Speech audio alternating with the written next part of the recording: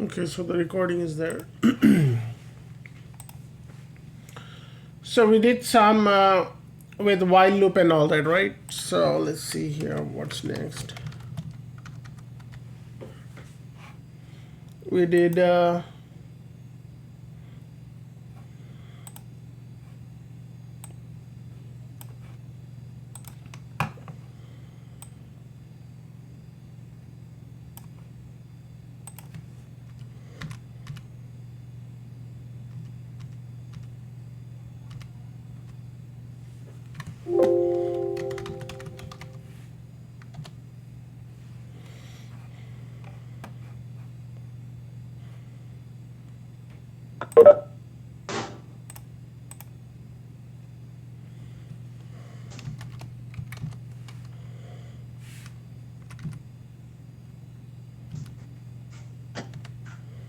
so when we run the while loop, whatever we run the number, it will take that number in here and make it a loop out of this. Okay, so let's move forward here. Okay.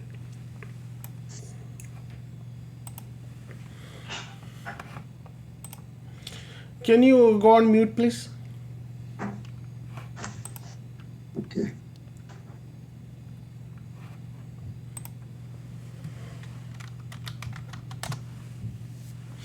So the next concept we have here is case. So what we'll do is we'll create a menu using the case statement, and then we'll see how the case statements actually work here. Okay, so actually I have to make this. This is a built-in statement here, and what you do is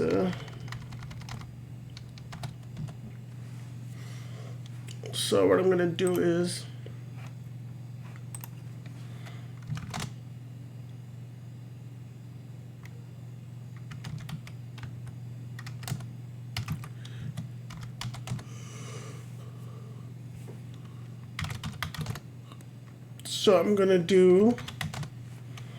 I'm gonna copy template, and then I'm gonna name it case statement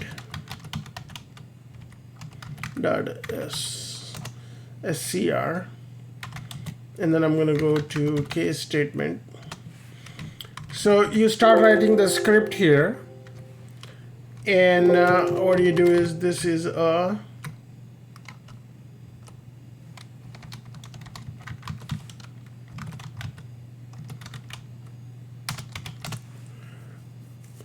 okay, so let's start off with our basic echo. Echo, I'm going to put in some text in here. Select your favorite command.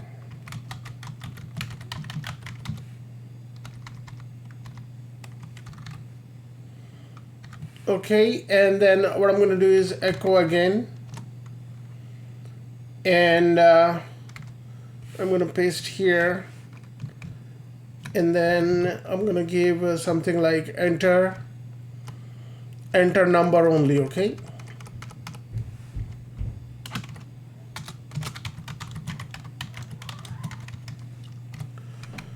now what I'm doing is I'm creating a menu here so that you could run this as a choice. So what I'm going to do is echo, and then I'm going to give echo, there's some space there. I'm going to say choice 1. Choice 1 is ls. Okay, and I'm going to do, okay, so I'm going to copy, and then I'm going to go choice 2. I'm going to say df-h, and I'm going to say choice 3 is lsblk. Choice 4 is what is for BLKID. All these silly commands here, okay? You could, I mean, this is just an example here. And then I'm going to say choice 5 is free-h.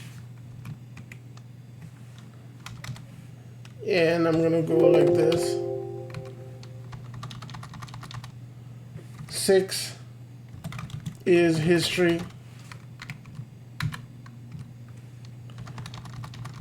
And 7 is uptime, okay?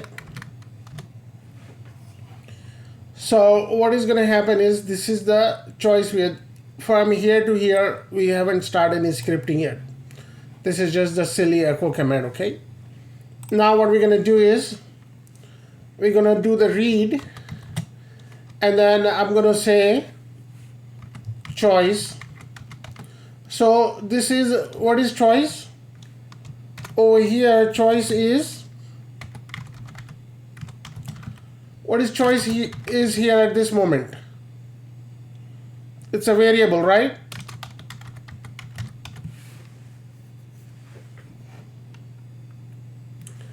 Okay, now I'm gonna start my case statement from here. I'm gonna say case dollar choice in. Okay, so this is the format.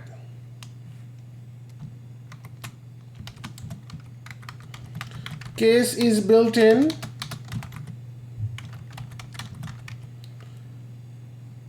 command, okay? And this is where the case is starting from. Start of statement. Start of statement, I should say. Okay, now what we're gonna do is, you have 1 here, right? How is this gonna match here? When somebody is gonna put 1 here, 1 will become here. The way this will match is, you have to push number 1 and a close parenthesis. Okay, whatever in here will be a command. For what is the first one? We have ls and followed by 2 semicolons. Okay, remember we use semicolons in the commands, but here we're going to use 2 semicolons. Now the next command will come in. 2. Okay, this is the format you have to follow. df-h 2 semicolons. Okay, now you got the idea here.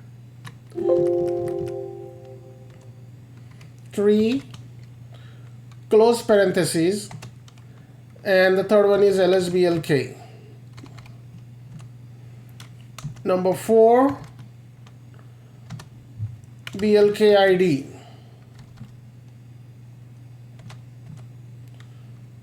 Number 5 free-h.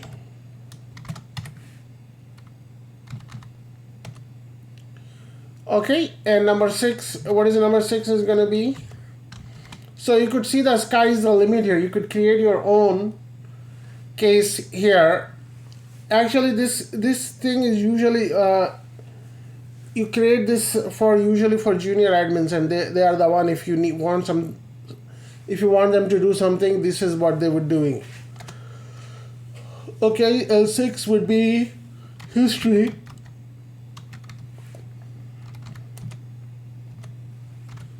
Seven.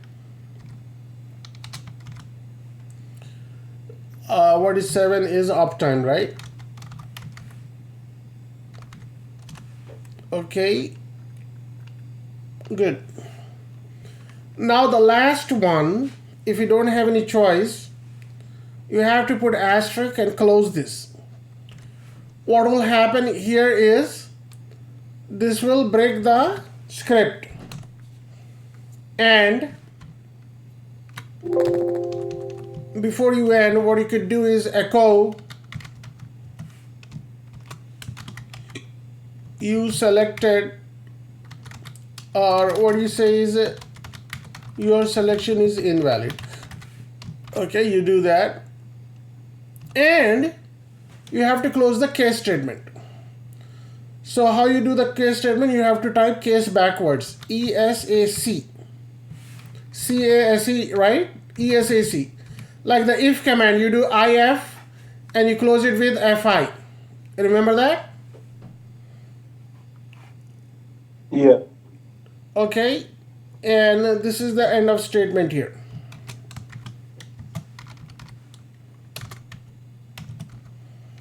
End of case statement. Right backwards.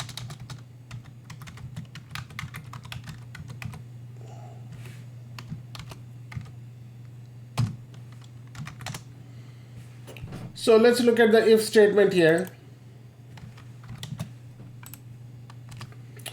So start of the if statement starts with IF and you write FI backwards. So that's this is the beginning of a statement, this is end of the statement. Okay, similarly you do the same thing with case.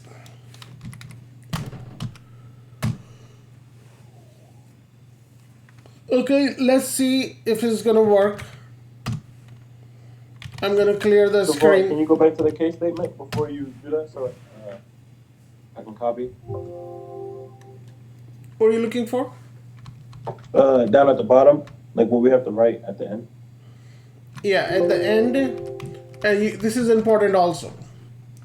If it's an asterisk, that means if something is not matching in here, if you put a number 8, it will take this as an asterisk and then it will give you this message. So in fact, I'll do is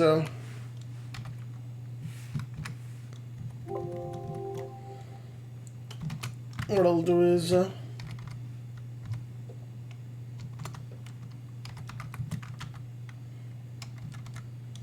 this will be wildcard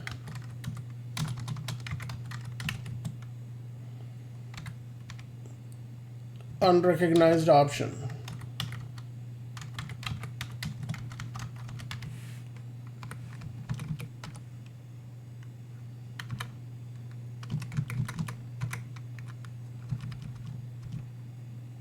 It says use selection is invalid. This will be a wildcard. Yeah, your selection. So if I'm going to put number 8, I have to put like 1 to 7, right? Why do we need to put 1 to 7? Because we have 1 to 7 choices. The choice, yeah. But still doesn't matter here. This is just for our eyes. Okay, if you can have like a lot of options in here that you don't know of, and you could just put it in there. This is just for it to be, for our human eyes, you could read it better. Okay, now I'm going to run this case statement dot source script, and it's going to come up with this. And you're giving the option here. So what you can do is, okay, choice, what is number choice is 6, right? So I'm going to do, okay, let's do 7 here. And there you go. It runs the command for you and cancels out here. So if you have something which is not in the choice, I gave 8 here and it tells you your choice is not valid. So it is actually running the command here, what you have defined. There you go. You could do, you could run this, you could create your own script for yourself. When you come in the morning, or you're working on a server here and you want to run the script. And, okay, so let me just run the script and then give you this information here.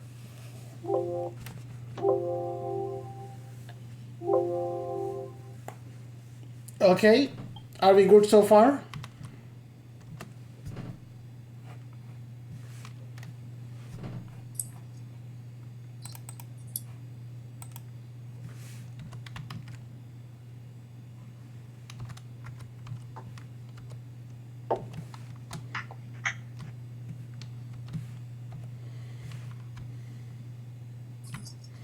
So after you close the case, everything you write afterwards will display if the case is invalid.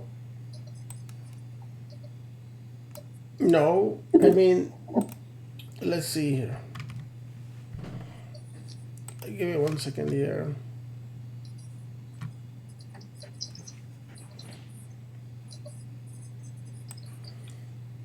So you're putting the wildcard option is actually an option in itself. Okay, the reason I'm doing this is if you put number 7, if you put number 8, if it doesn't match any of your options, then it will take it as a wildcard and this is what it displays. Okay, so it's still valid. So if you run any of this command, it will run those particular commands. These are just the commands, right? This is the command we learned, blk and lsblk, all this.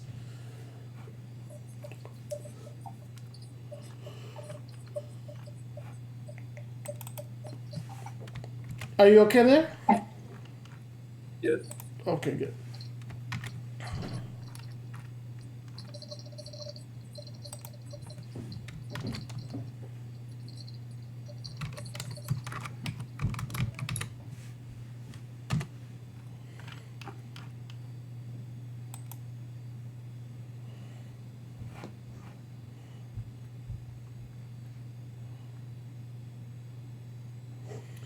Okay, now what I'm going to do is we're going to go into the Boolean. That means a comparison, true or false statement here, right? So I talked about Boolean means true or false, on or off. That's what it means. Right here, Boolean operators. So this is true or false, right? So now what we're going to do is we're going to use this combination and or combination also, okay? Let's see how this works.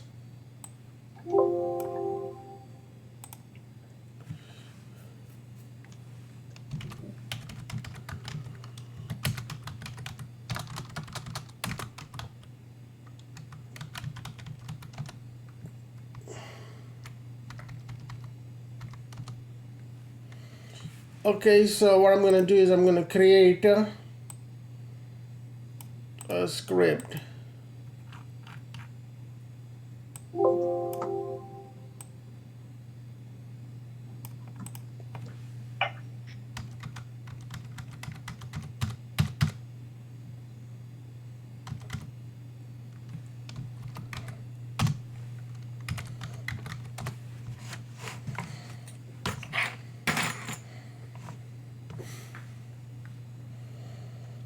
Okay, so let me copy template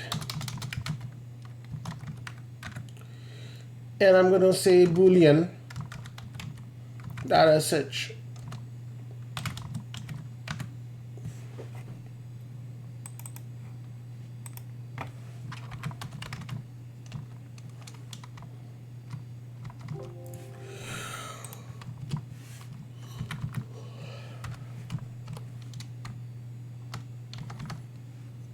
Okay, so I'm going to say this is a Boolean evaluation, okay? So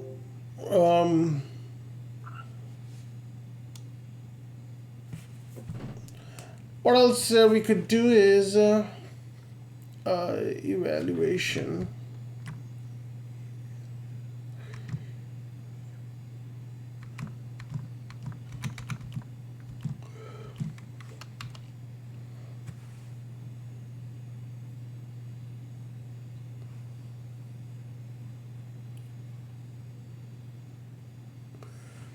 Okay, so what I'm going to do is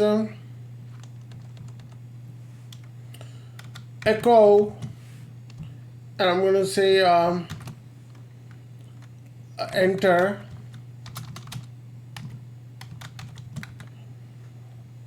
I'm going to say enter a number between.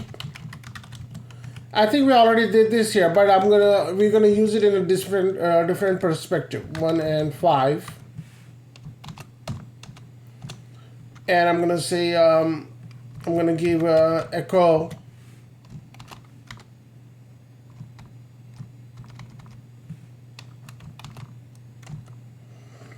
and it says echo So what I'm going to do is I'm going to say read data. So what is the data? Data is a variable. Data is a variable. Okay, now what I'm going to do is I'm going to start a little if statement. If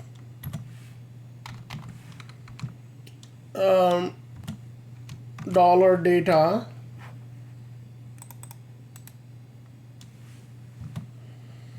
equal to 1. Okay. What you could do is equal to 1, and then or. So before we were doing just one evaluation, right? We didn't have a choice to evaluate all in one here. So we have to use if then else here. So instead of doing that, what we're going to do is I'm going to do double pipe. So let's get up here and see what double pipe was.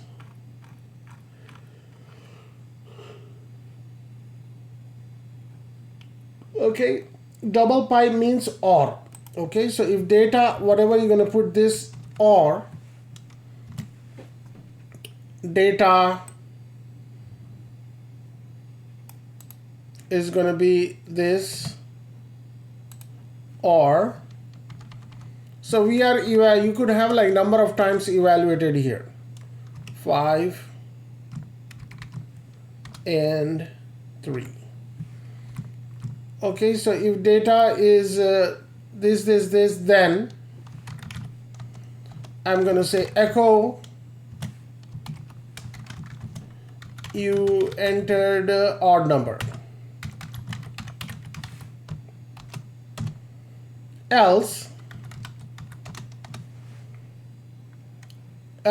you entered even number, else echo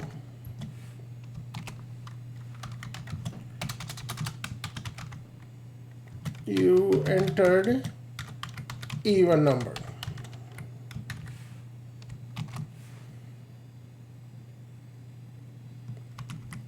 Okay, so what you could also add elif statement here.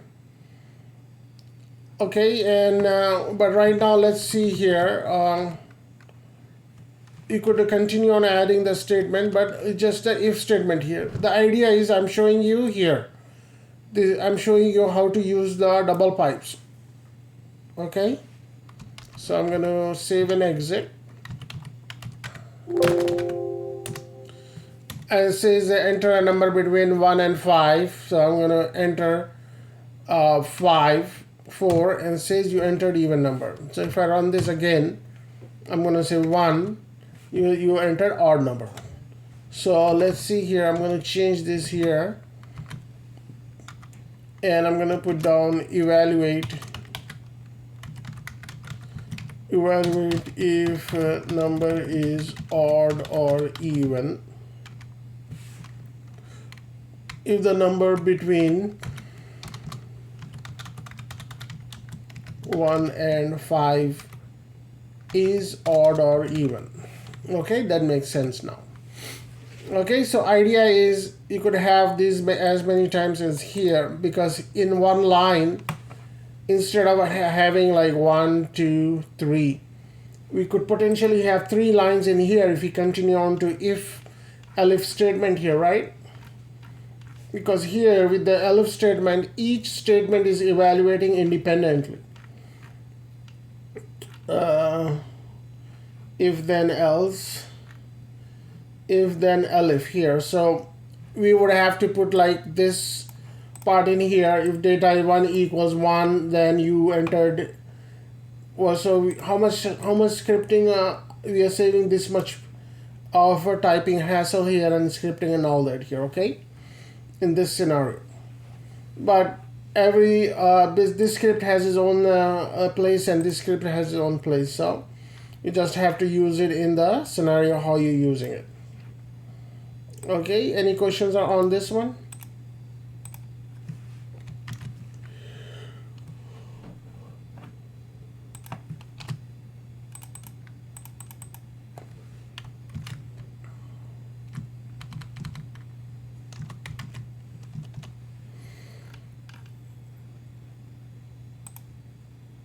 Okay, and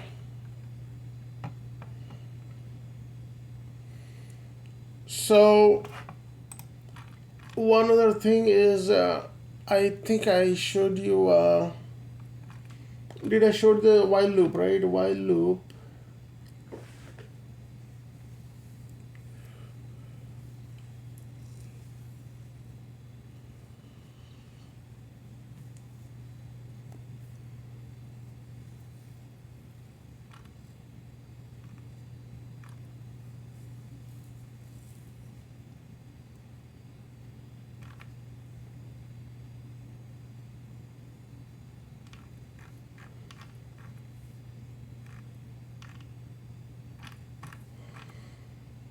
I was going to show you how to use a while loop at the command prompt.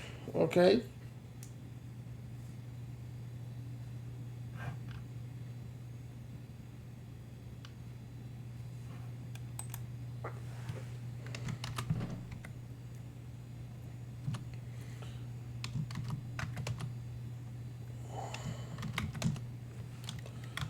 So what I'm going to do is I should have shown you this. Sorry about that. Let's see here. If I want to run a while loop at the command prompt here, right? So for example, what you do is read X, and I'm going to type Zafar in there, right? So what I'm going to do, how do I read what I have typed in X? You have to type echo $X. It will tell you Zafar here. This will be true up until if it's not overwritten. Okay.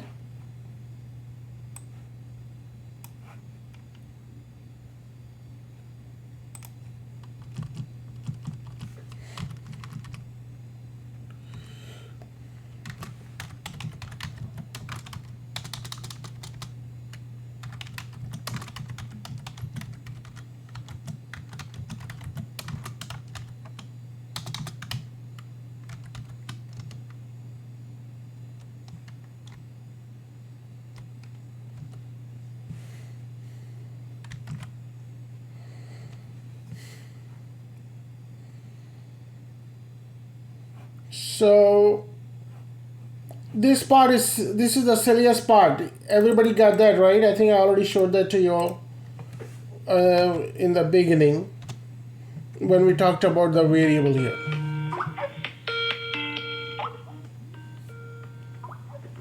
Okay, give me 1 second, I got a call.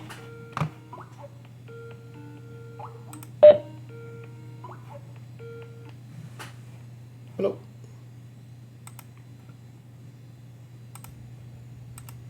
Okay, so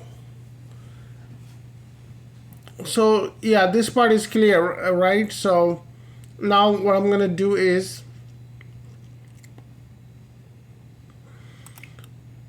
so in here I'm gonna do this here, read X, okay? And then at the same time I'm gonna have run this command here too.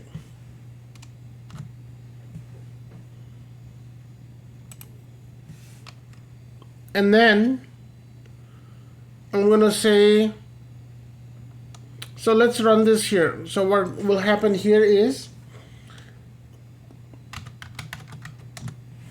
and it already has run this command here. So it ran the first command and the second command, and it brings the result back here. Okay. Now, what if you have like more than one time to type, or more than one information you have to put in here? So what you have to do is you have to do a while loop. So what you do is while read X, do $X, do echo $X, and then you have to do done. You have to do the formula for is you have to do either for, do, and done, right? So here if you go to for loop, we did for, and then we did do, and then we did done. So this is the formula for writing a for loop, for, do, then. Similarly, the same thing, while, do, then, done.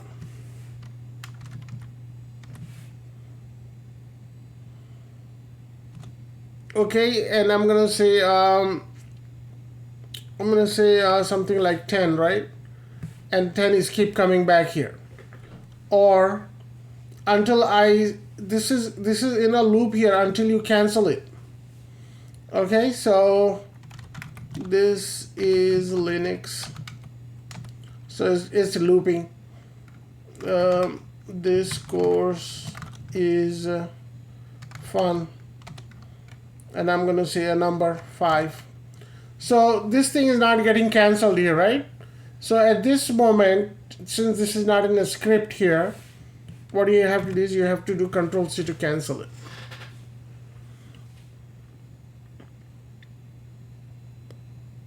Why would we need to do that? The looping.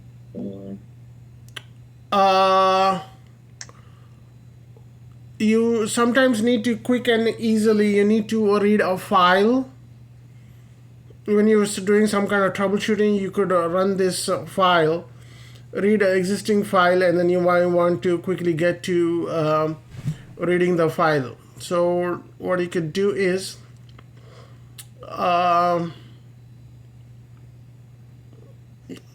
let's see here.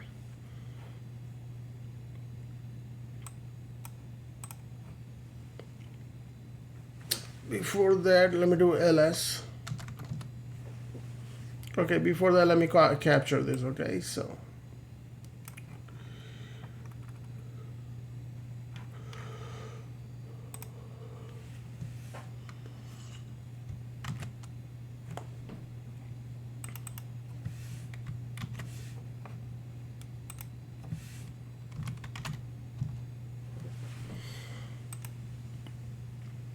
okay, so one of the use case would be if I want to read this file here, script or some other file. Is there a text file here? Okay, so let me bring this up here, and what I'm going to do is do like this and put a file 1 in here. Oh, it's just reading. No, so normally what you do is you do it as an input. Remember, less than sign is an input, so it reads through the file now. So this line will be sent to file, and if you have some other lines in here, so let me take a look here. Is any better example? Let's try this.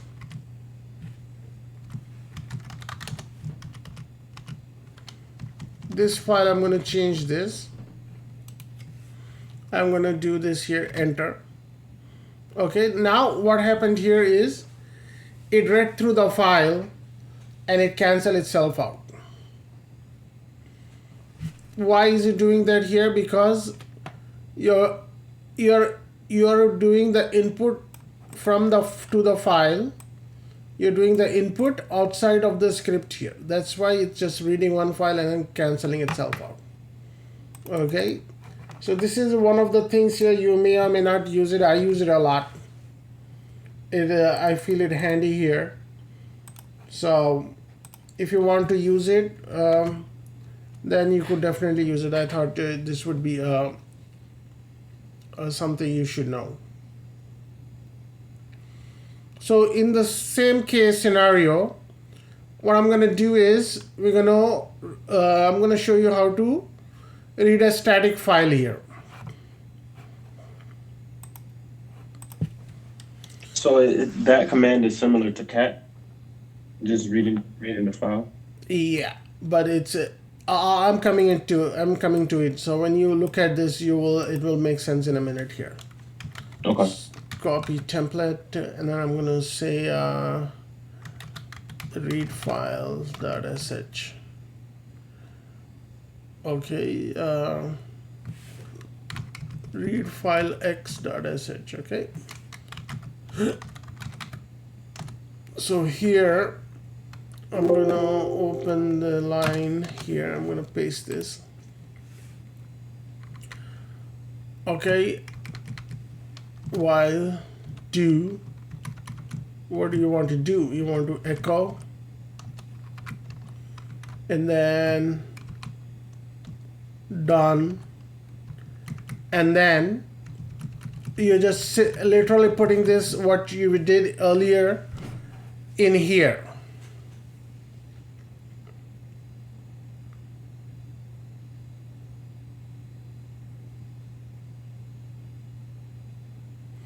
Okay, so this will be a static file here. So let's see here. I'm gonna save it, and when I run this file here, which file is gonna run? Which file is it gonna run now? It will just run the Boolean file here because, yeah, go ahead. I was gonna say it was gonna run the Boolean file. Yeah, it's very good. If it's gonna run the Boolean file because we have already given it as a Boolean. Okay, so now, so this is called reading a static file here, okay? Mm-hmm.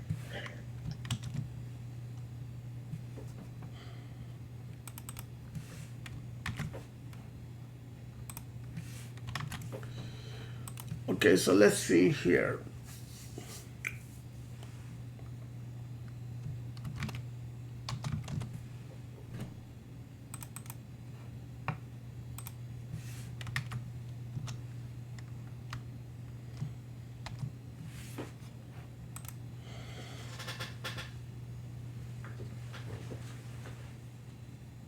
So what happened here is this file is now moving, right?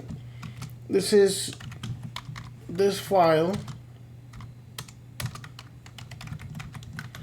This is a static file. I mean, static input. File will not change. What if you want to have same thing here, but you want it to change here, right? So it's going to be same exact thing. So what I'm going to do is vi. Let's do copy template. I'm going to say read file y.sh. Okay, and then I'm going to say read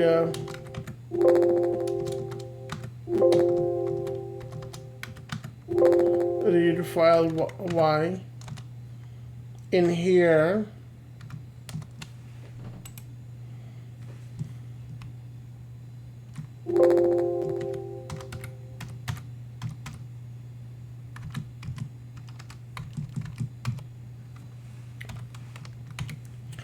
Here I'm going to say this is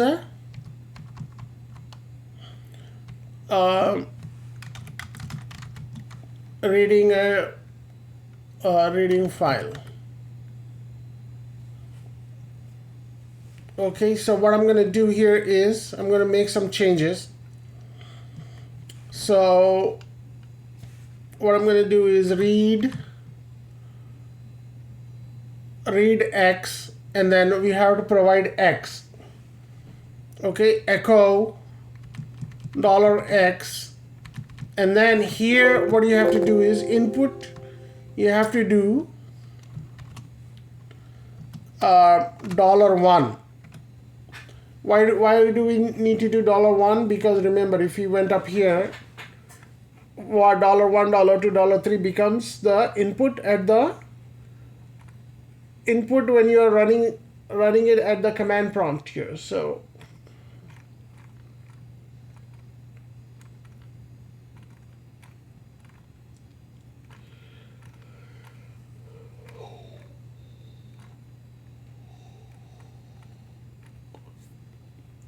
over here, so it became $1, $2, $3. So you run the script, and then after that you put in each of these here. So what will happen is it will take its place, and then it will replace it for you. Okay, so if you have like two inputs coming in $1, $2, $3, you have to give three inputs. when you're running the script here. So right now we're just giving 1. So actually what you have to do is, this is reading file, this to run this script,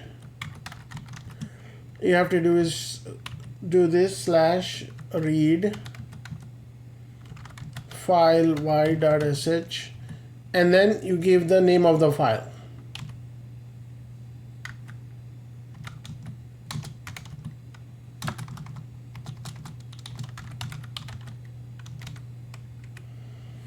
Okay, so I'll show you how.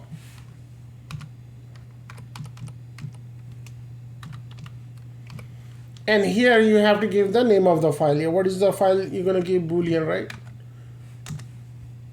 So it reads it for you. So here, the moment you do it, you don't have to get stuck with this here, what we have here. You don't have to type in the name.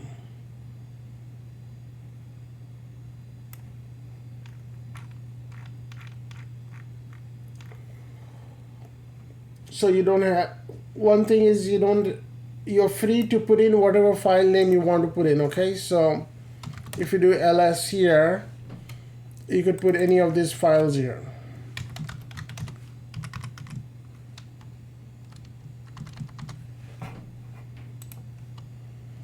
See, it reads the file here. So this script, it kind of eliminated if you want to read this file here. So you could go back in there and then you could put in to make some changes if you want or not.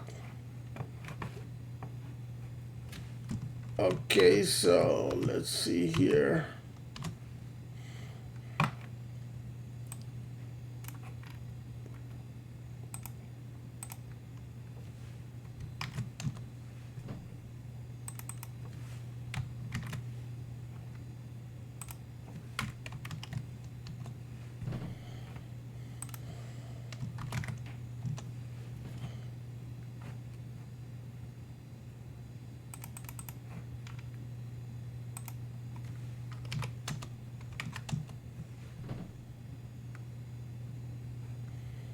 Okay, this is how you run the script.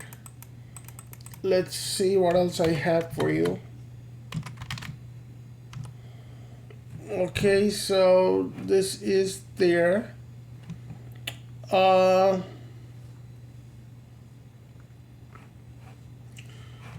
the use case would be, you could use this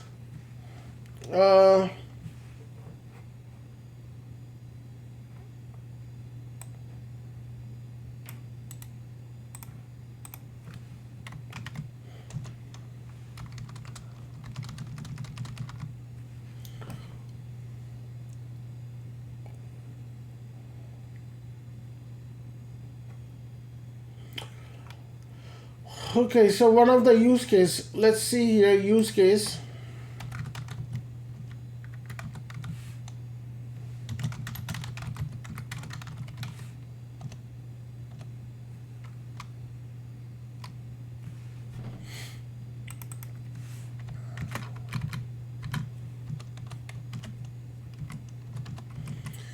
So this sounds silly here, you're just reading the file here. How is it going to help you? Okay, so what I'm going to do is we could use this to ping like several servers here. I'll show you here. We used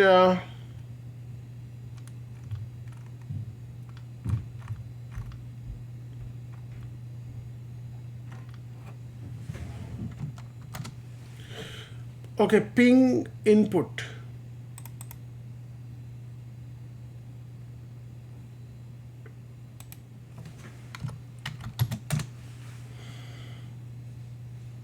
Okay, so we have like server 1, server 2, server 3, right? And if we ran something like this, this is only static here. This is not dynamic. So it will run ping, google.com, and then whatever the servers you give, it will run that, and then it will cancel out, right? It's not very efficient, because what you have to do is, why is it not efficient here? Can you tell me? Because you have to give this names each time here. So I don't like it. I don't like giving the names each time here. So what I'm going to do is I'm going to pick up a script here. This script looks good to me. So what I'm going to do is I'm going to copy this script. I'm going to copy template, and then I'm going to name it ping servers.sh, ping servers.sh,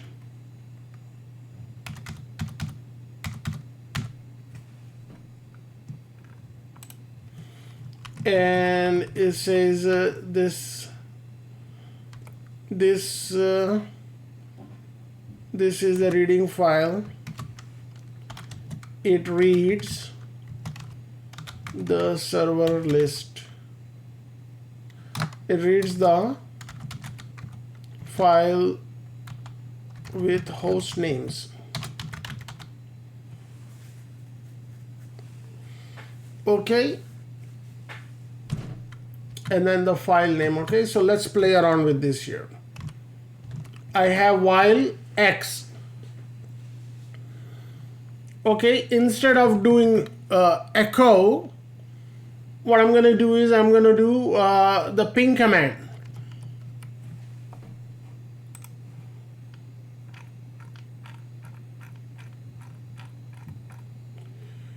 Okay, I'm going to put this ping command here.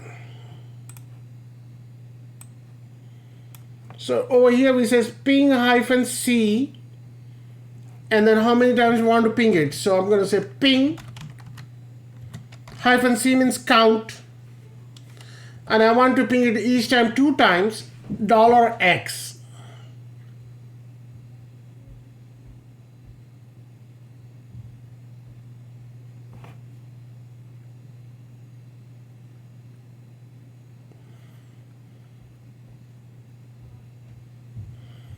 Okay, and then this would be the file.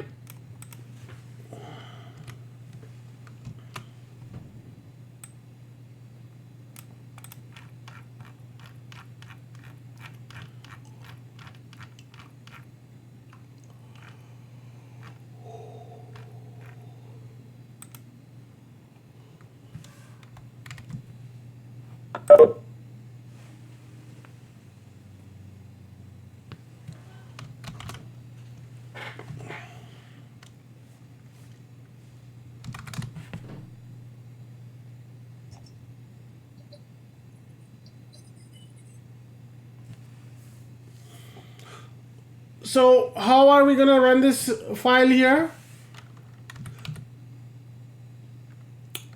Ping servers.sh, and then name of the file, right? So what we could do is I'm going to create a file named server list. Okay, in here I'm going to put down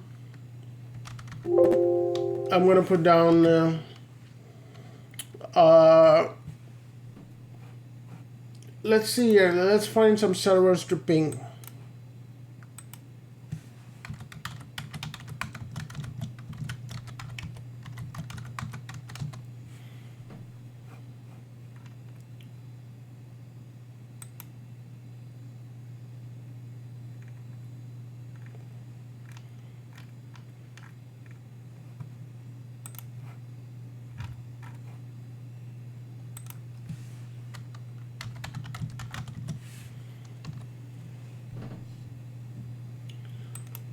Okay, I find, okay, this is the best IP address to do this here. So let's go ahead and work on this.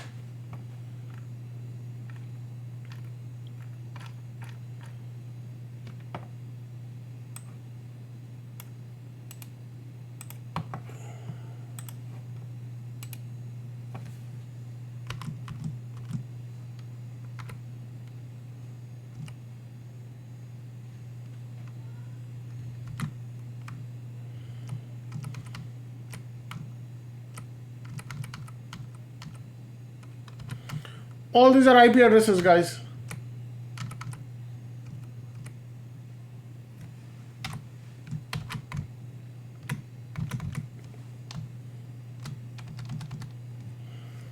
And then you could put down the names also.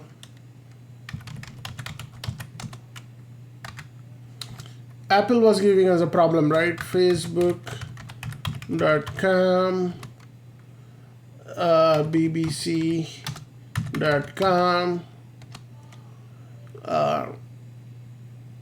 So what you could do is you could copy all this and then put it in many times in here. So what I'm showing here is you got like a big list, okay? Consider this as a big list of servers here, right? So how am I going to run this here? I'm going to do this.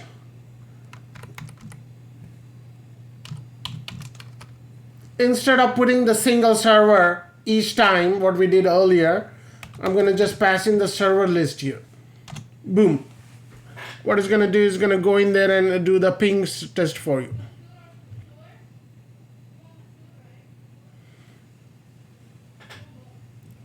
Okay, so it did the second test, third, pinging, boom. So all of a sudden in your company, somebody's crying about they have like 100 servers not working, and you work with the network teams, and they want to know exactly which server is pinging and which server is not pinging. You get the list, and what you do is you run the command something like this, boom. You don't have to sit there and keep picking each server and finding out that, oh, it's not working, or if something is wrong with it.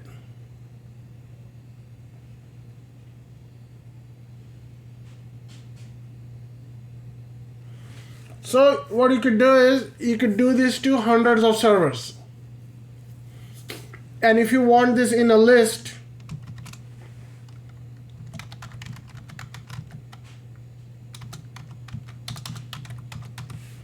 okay, how about that? What is happening here? Anybody?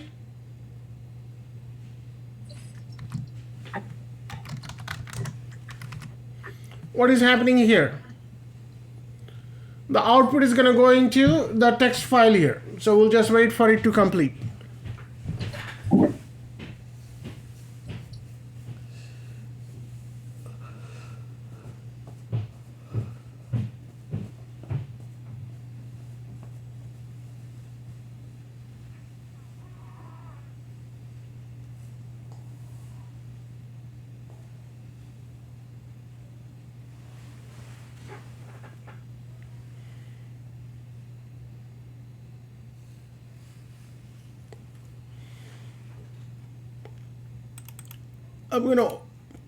I'm gonna catch this in another session here.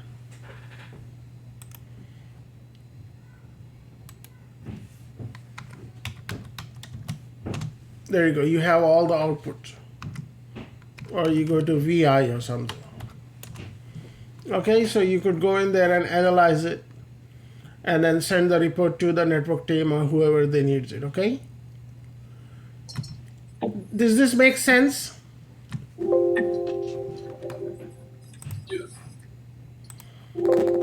Yeah, Mr. Zafar. So we would have to type in all the IP addresses or the names of the websites? Yeah.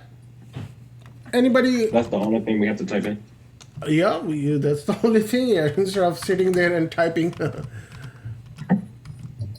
See how the script has saved your day here? What if you have like hundreds of servers in here? Okay, because you'll be working in an environment where we have thousands of servers here. And somebody will be crying, hey, all of a sudden these servers are not working. And most of the time the servers will look alike. They almost have like similar IPs here, like this one. Everything would be like this here, and then the server IPs would be like this here, 5, 4, 3, 2, 1, then 7, 6. Okay, and then say if these are fake servers here, then you could it will fail, right? So let me go ahead and delete this.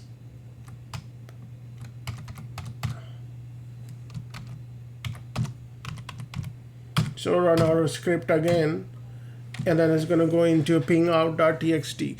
I mean, normally you should put it in another text file here so that you could just go into the file and take a look here instead of just showing it on the display. If it's 1 or 2 servers, it's fine. If it's like a few hundred servers, then you may want to do what I'm doing here.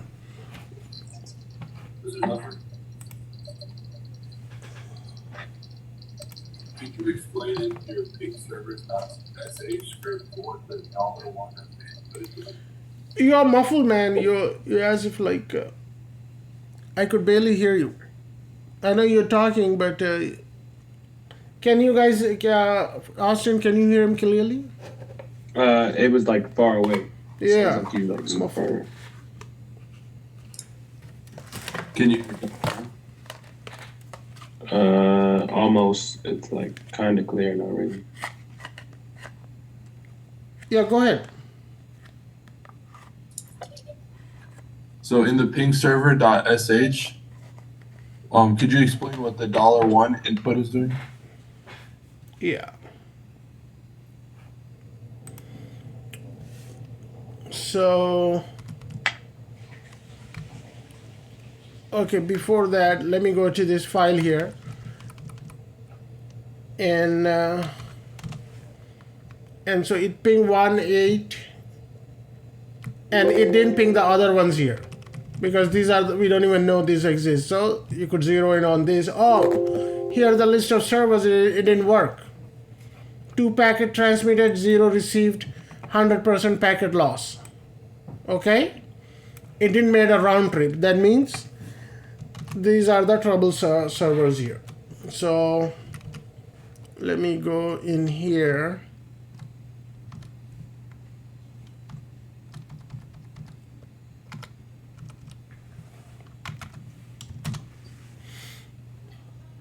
So $1 is $1, $2, $3 is the input at the command. This would be it's expecting, this script is expecting when you run the script, and it's expecting the file name. If you do $2, then it's expecting 2 files in here. If you do $2, then it will be expecting a file at the command prompt. Okay, so which file you have to go look at it is this one here. Study this one, then it will be clear to you.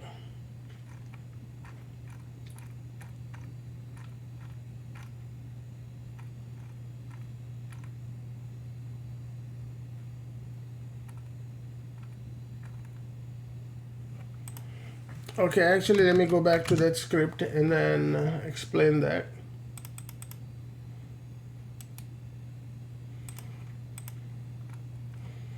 I should have okay, so redirect. Okay. So if you go in here, what we're doing is this script accepts multiple inputs at command line. Okay, multiple inputs. Provide the input at CLI. Example of running a script. So you have to give the script here, and 1, 2, 3. So we have 3 fields that need to be input in here, right? So what I'm gonna do is so $1 in the script, $1, it becomes the outside. It's expecting $1 to be this is a variable in here, but it's expecting an input at the command line at the moment you run the script. So this field will be $1, this field will be $2, and this will be $3, and it's limitless. You could have multiple times you could do it here.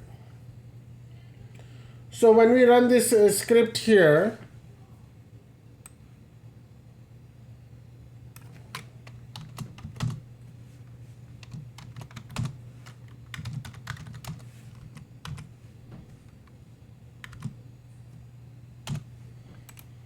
so this script, what is Springfield will be $1 here. It will become city, and then city will become $city over here. So it will become Springfield here. See?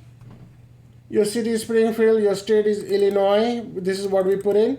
And then your country is US. Similarly, it doesn't have to be in the line here. So it will take, if I type only like Ohio and hit enter, so since it's accepted $1, it's going to replace the city only as Ohio. But since you didn't give two more input in here, so the state is blank and your country is blank. Okay, did you get it? I type Ohio, Michigan, PA. What if I type New York? And if I type New Jersey? So what will happen is, so it's taking this is $1, $2, $3, and if there is no $4 and $5, it's going to skip this because it's not in there. So $1, $2, $3, it has to be run from the command line. You have to give it at the time of running the script. Did you get it? Yes. Okay, so let's go back into our script.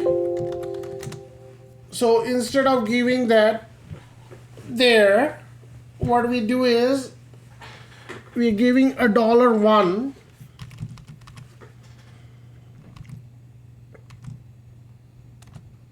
We're giving $1 over here. So now if I have $1, $2, in fact I could give the two.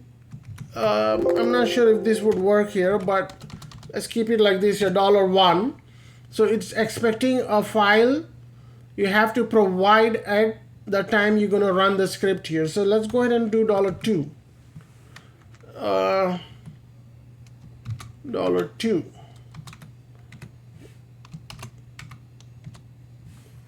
Oh, we have to put another file name at the top? Yeah, two file names. So CP server list 2, I'm going to say server list 2. Okay, now what I'm going to do is I'm going to run this.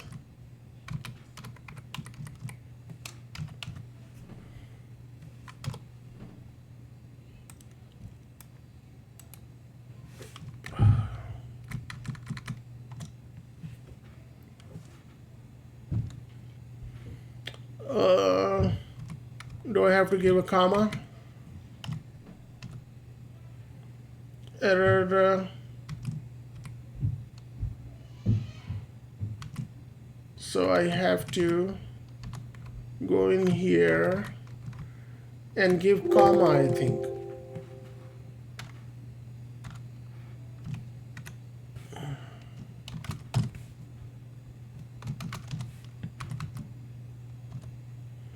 No, it's not working.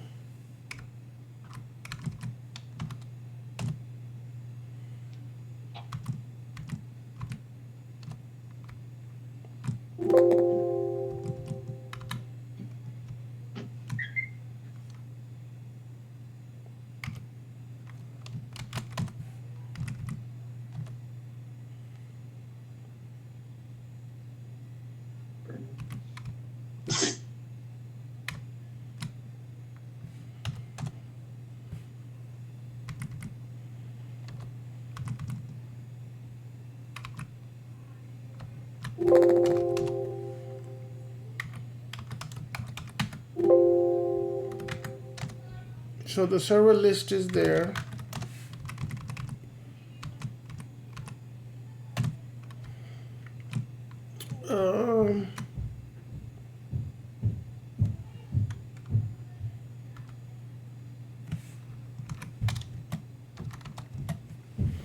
How is this gonna work is I have to $X done. So it may not work here actually. You just have to give it once. Okay, so I mean, normally if you're doing something like this, you just put all the servers in one file and it will read it for you.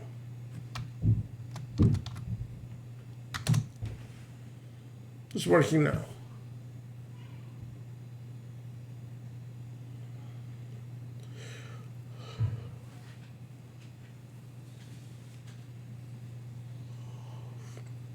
What else you could do is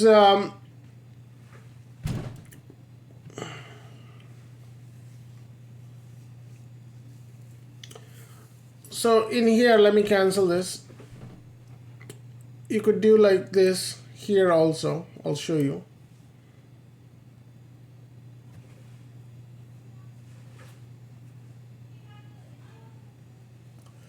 Let me finish.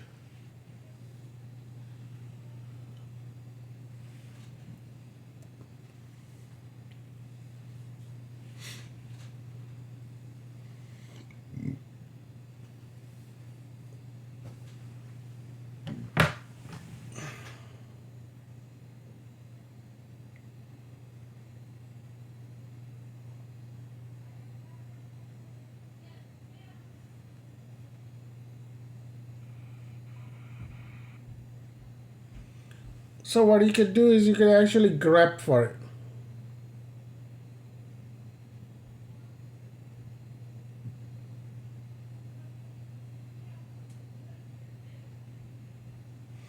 So what I could do is I could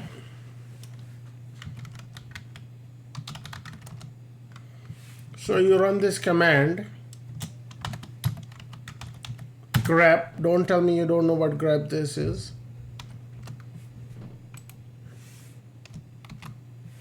And then you're gonna redirect this to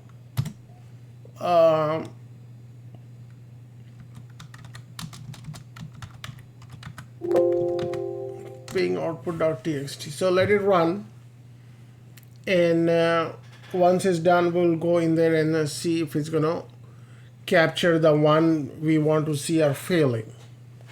Okay, so all these things are the commands you have learned over the time here: grep,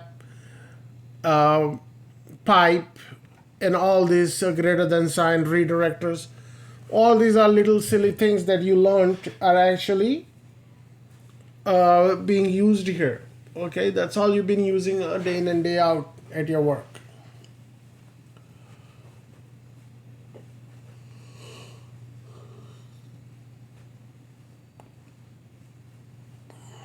All right, let's go ahead and take a good 15-minute break, and we'll be back at 1:50. Okay, and then we'll go from there. Let's be back at 1:55. How about that? All right, the break starts now. Okay, I'll get started here. You guys are there? Yeah. Okay, good. So, Motion detected at your back.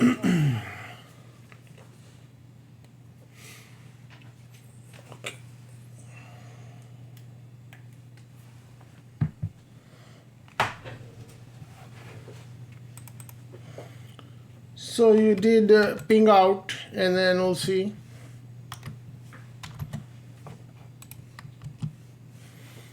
Okay, so, okay, yeah.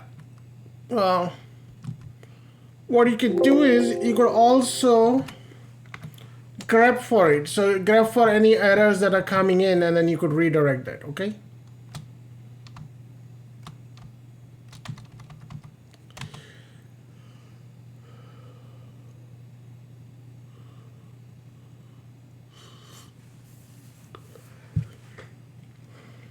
Two received, 0.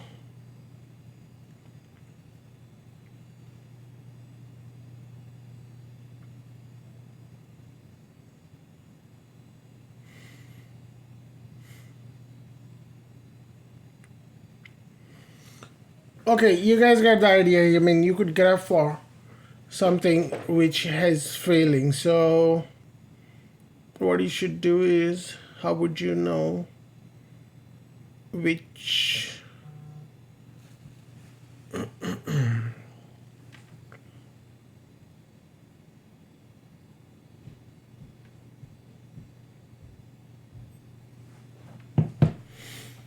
okay, I'm not going to spend too much time on it. So you got the idea how you could grab it and then extract the data. Okay, so let's move forward. So that is one of the ways you could extract data, or no, I'm sorry, use the while loop to ping multiple servers here. Okay, so now let's move away from this and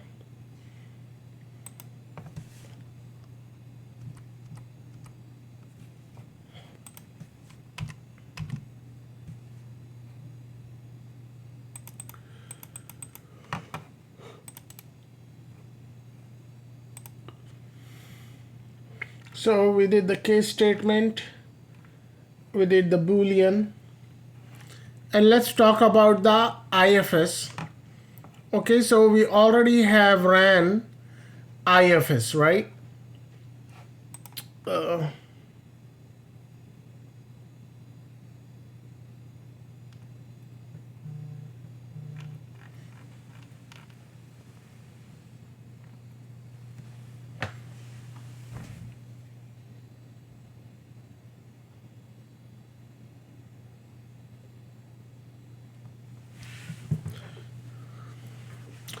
So IFS, I'll explain, let me start working on this before I explain this to you what it is. IFS, okay, this stands for internal field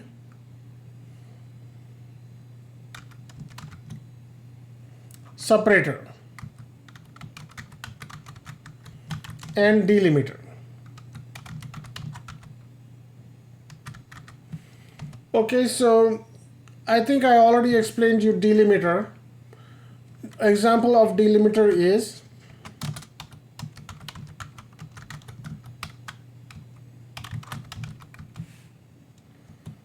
okay, comma, semicolon, colon, hyphen, comma, or a period, or a space, right? So these are the examples of delimiter.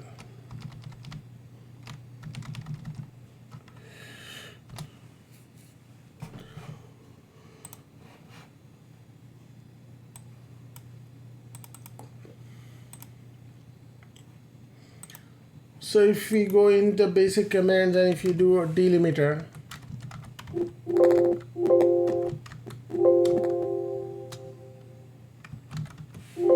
we did cut command, right? Where is cut command here?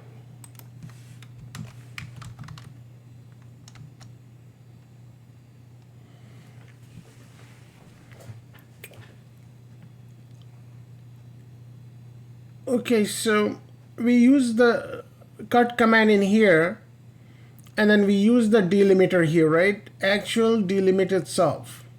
So here it's a space here, but in here it's a semicolon. Delimit is something which is separating one field from another field. Okay?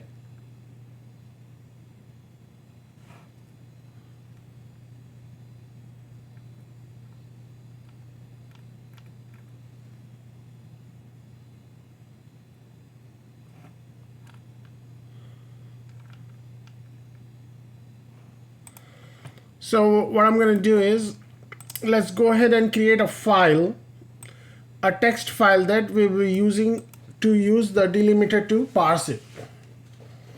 So what I'm going to do is vi text.txt. In here, I'm going to give a server name zmpt01, and it's followed by 192.168. What is our IP address here?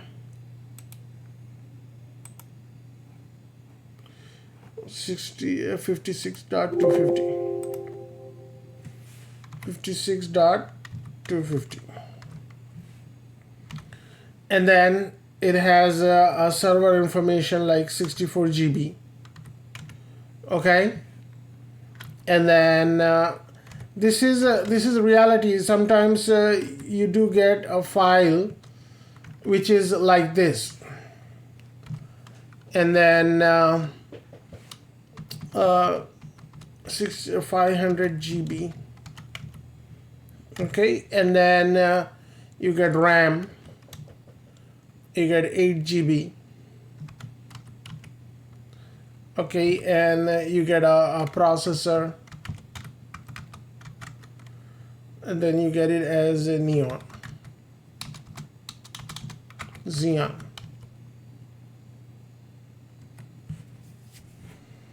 Okay, so what we have is we get a file like this, right? So what I'm going to do is I'm going to save and exit. So what you have to do is you have to look into the file first, and then write a script based on the file.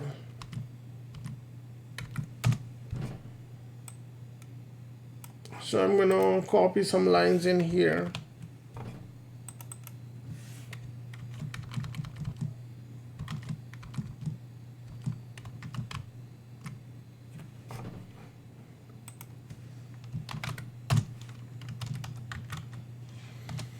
So I'm going to copy a file,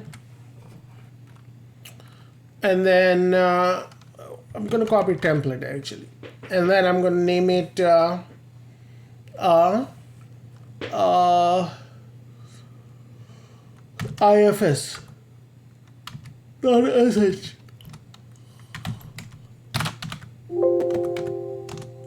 And then here I'm going to say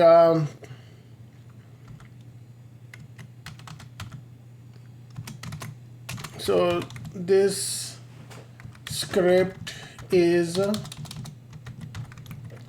running IFS delimiter, and then I'm going to say this is parsing script. Parse means like to take it apart. Okay, so what I'm going to do here is I'm going to run our silly echo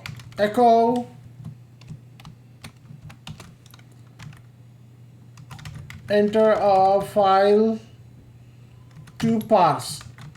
Okay, so we're going to give the file to parse, and then we're going to go read file, and the file is what? It's a variable, it's a placeholder.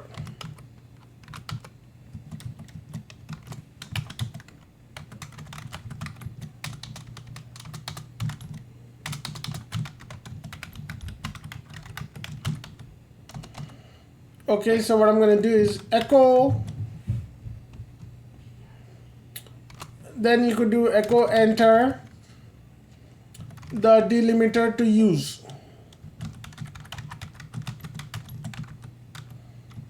Example, you give the examples of delimiter here. Okay, so you copy and paste.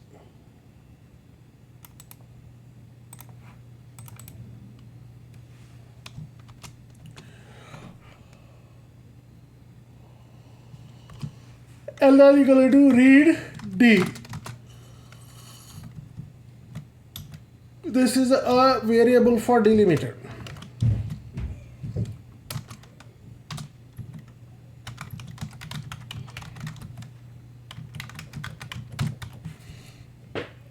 Okay. Then Mr. Zafar, is the input and variable the same thing? yeah, input, yes, input. Input and variable, same thing. So instead of, it's saying read here, right? So it will stop here and it will ask you to put in the file name. At that moment, you give the file name. That's input. Okay. Input means, in general terms, whatever you're giving it to the computer. Mm-hmm. Okay, so then what that input will be converted into variable, because the variable is a placeholder, right? Yeah. I think I told you several times here, variable or placeholder. So file here is just a file, a variable, but you make giving it a name here. So later on we're going to use this as a variable. Wherever we're going to use it as a $sign file name, it will become it will replace that place. So I'm going to do IFS. Now IFS is built in here, okay? IFS equals $D.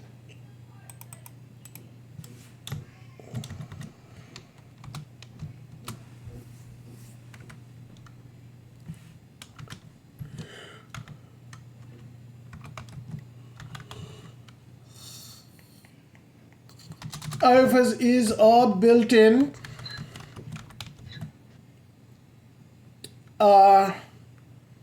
command, and it recognizes the delimiter.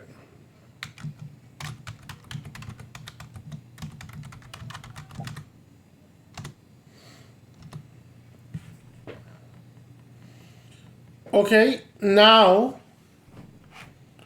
what we're gonna do is we're gonna do our while loop.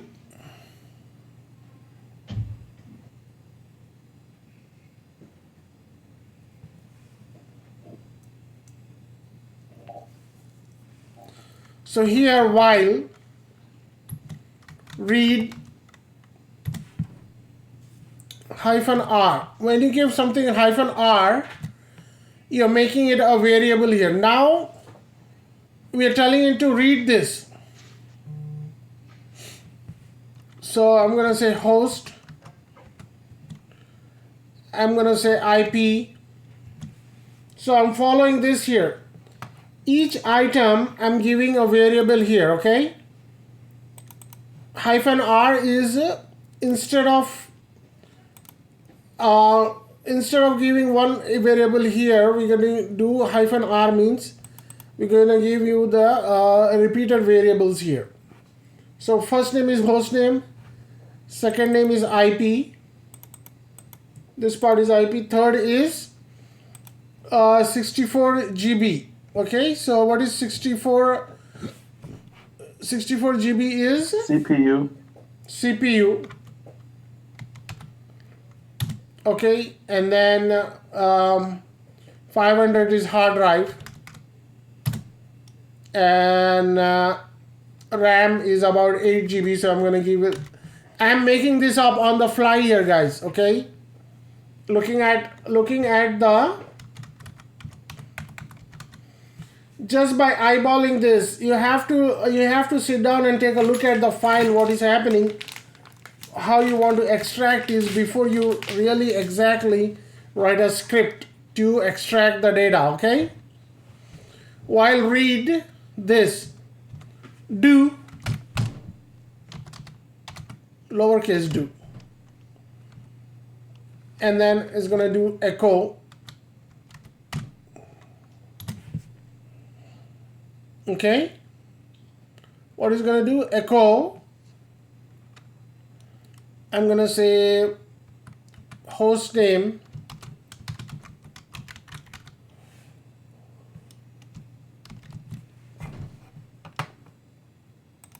$host.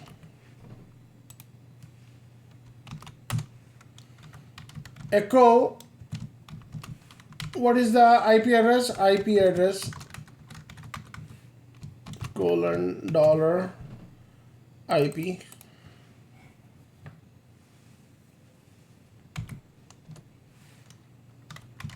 Echo CPU $CPU. Echo hard drive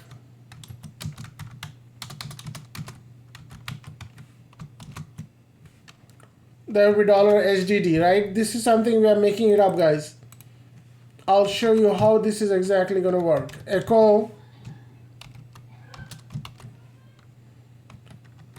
RAM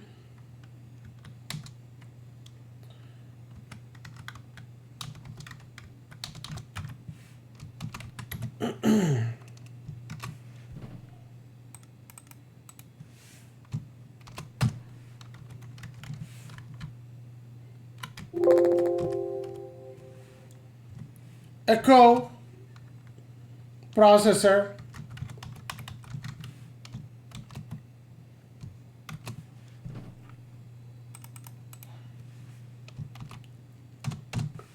I'm going to give a couple echoes here, and then when I'm say done, I'm going to give it a input file $1.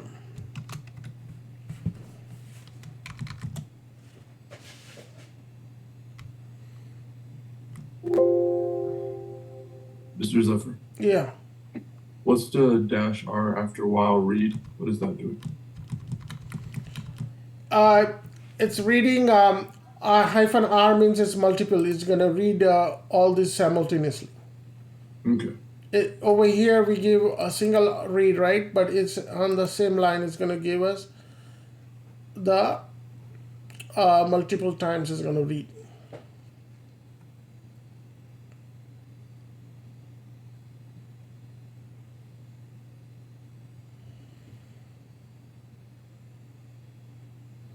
Okay, and then here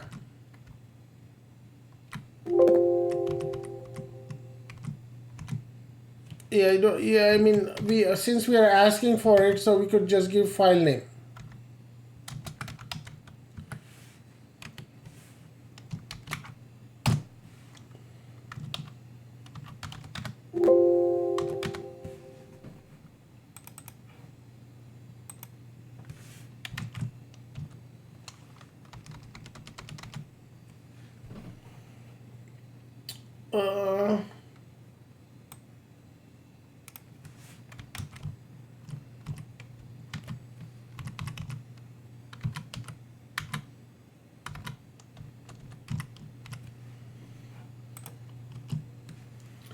So I'm going to say enter a file name. What was the name of our file? Text.txt, okay? I'll hit enter and enter a delimiter. So our delimiter was semicolon. I'll hit enter. Boom. There you go. What it did was it extracted the data, ran through each line in here, and it extracted the data beautifully and then it presented to you. Okay, so before you really do this here, you have to go and read the file and understand what you're dealing with and where this delimiter is. All of a sudden, if you put a delimiter like a period, it will start extracting this line here, okay? So, Yeah, Mr. Zafar, I was just about to ask you, why did you use a semicolon when it asked you to choose a delimiter? yeah, because you have Why not a to, period? yeah, you have to sit down and look at the file here. Where is the delimiter, okay? Sometimes a delimiter could be space also. So this all depends on the file that we're reviewing? Yeah, the file you're reviewing, that means the delimiter, it could come in all these multiple things in here, okay? So let's see here, if you could go to VIET var log messages, if you are looking at the messages file here, right?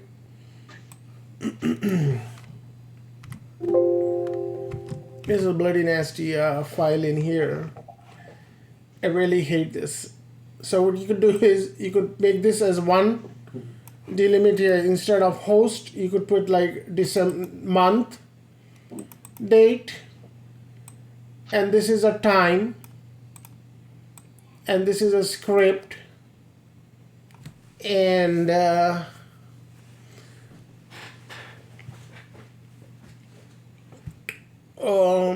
so before you do it, you're gonna have to do the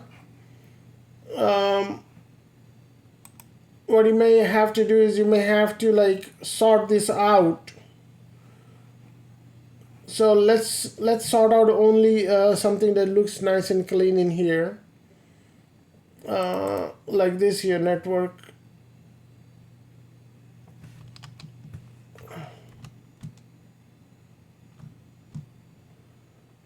Okay, look how big this file is.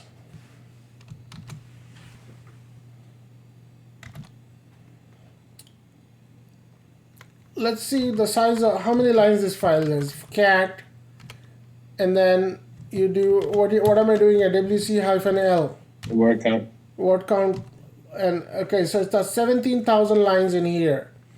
So you went in there and you saw it's a nasty file, and then I'm concentrating on only a network manager here. So what you might want to do is quit this, you clear this, and you do cat, and then you could grep for -i, that means ignore the case, okay? And then I'm putting this here. And then I'm gonna put this into the file name, varlog messages, and then I'm gonna output it here. So let's see what happens, car varlog. So I have a good size of file in here, right? Let me see what is the word count -L.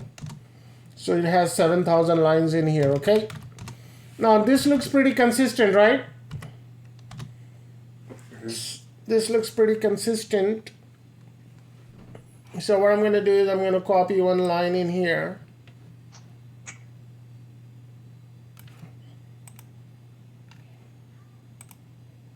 And let me paste this. So when you do the -i, it makes sure to only show what you're looking for, the network manager? No, yeah. It ignores the case. Actually, -i means it ignores the uppercase and lowercase. Okay. So last time when you were looking for grep and then you did 100% packet loss, which parts did it also show you?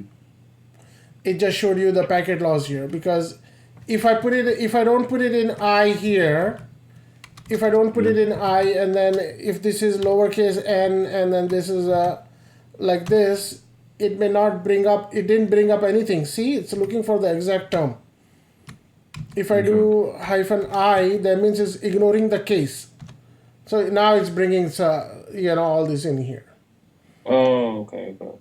So you see n is a capital N here, so it's ignoring the case, the uppercase or lowercase. Mm-hmm. Yeah, that's what it is.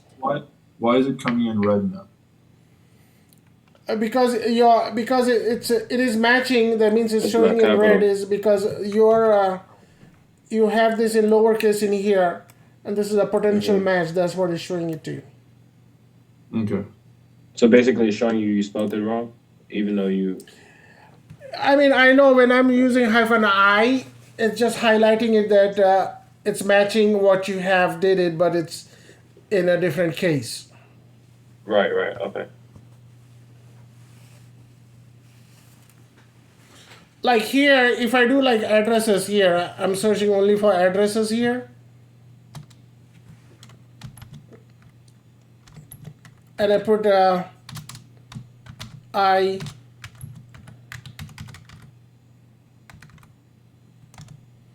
See, boom. Even though it's the lowercase, it's still matching. If this is not -i, it will be literal. Then boom, it didn't find anything. Mm-hmm. So let's see how this is gonna work. So what we have here is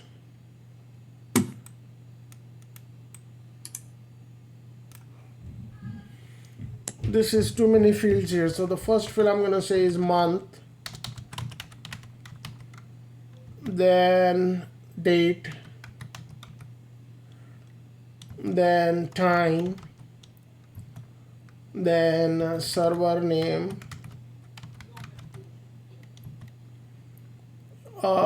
I'm just gonna put this as network, and this part is gonna be info, and then this part I'm gonna say info 2, and I'm gonna say protocol,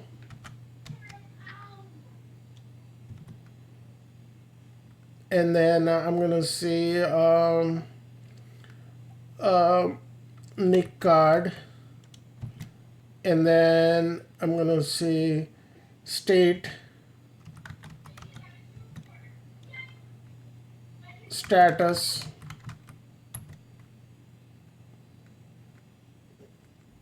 in, outbound, so inbound or outbound,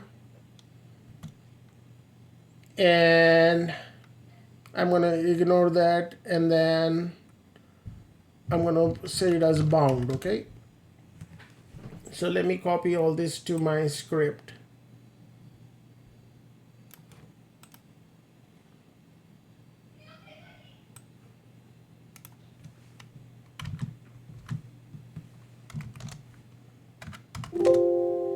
Which file did we work on?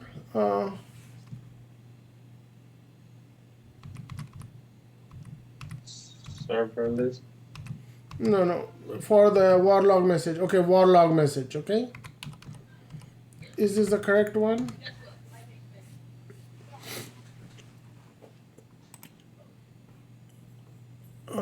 St-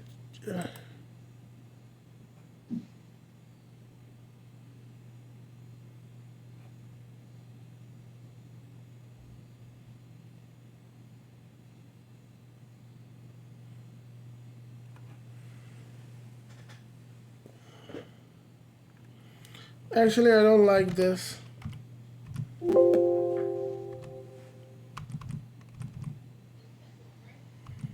You have to do like all these things here. You know, you have to. Okay, let's look at this one here. This one looks better.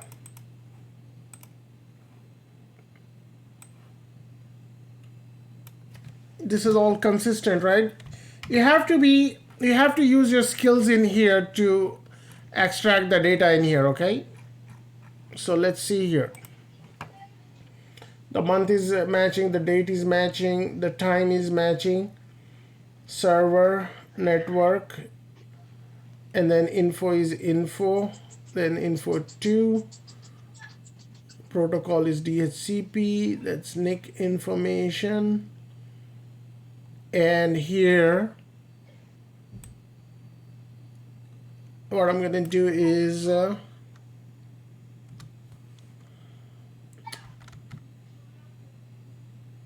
IP,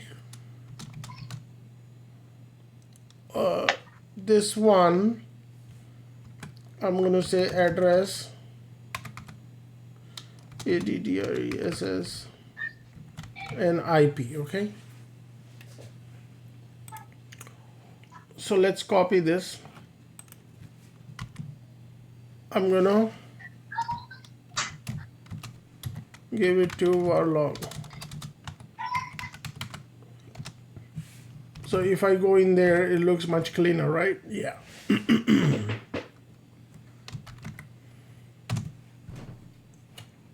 So now let me clear this.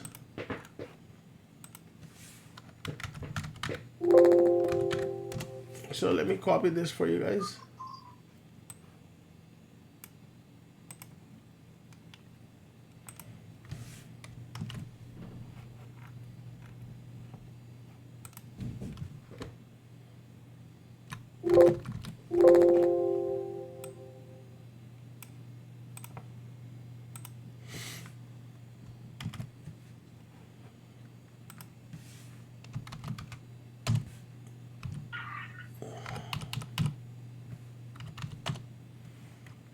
Enter the name of a file to parse. So I'm gonna give the name of the file. What was the name of a file? No, not this one. No, that one is not ready yet. What was the file? Which file? TXT, right? This file. Okay, yeah. And here I gave the this here, right? So I'm just copying this for an example here. So for this, when you ran the file here, this is what happened. That's what I meant to show you.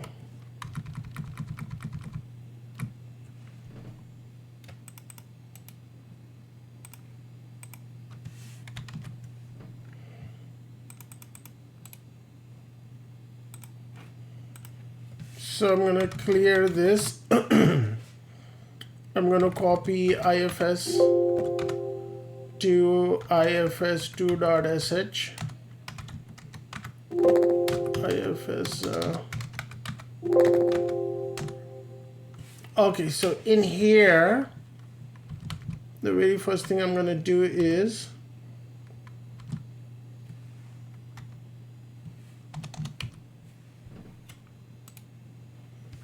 okay, while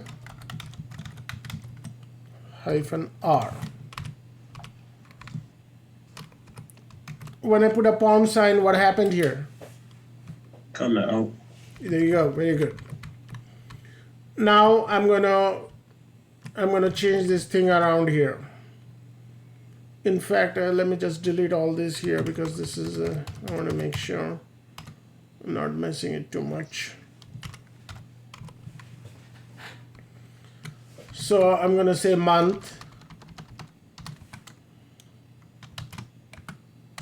month, and I'm gonna say $month. Okay, if this works, this is exactly what you'll be doing at work. Okay, date,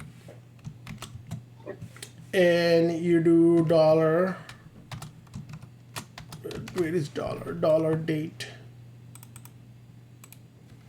Close this. Echo time.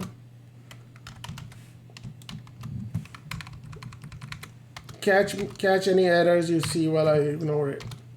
Dollar time. You guys getting the idea, right? What is happening here? Kinda. Still a little confused, but I was gonna. Why are you confused?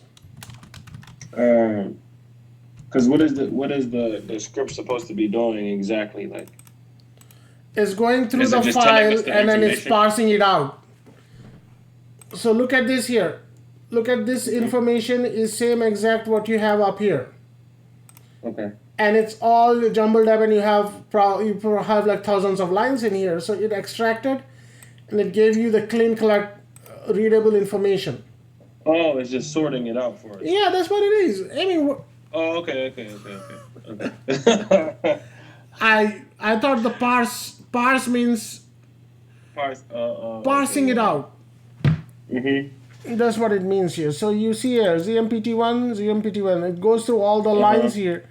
In reality, it's all different IPs and different information here, okay? Mm-hmm. But it's cleaning it up for us. Yeah, it looks just easier on our eyes. Mm-hmm. Okay, and then I'm gonna say dollar network. And then I'm gonna say echo information.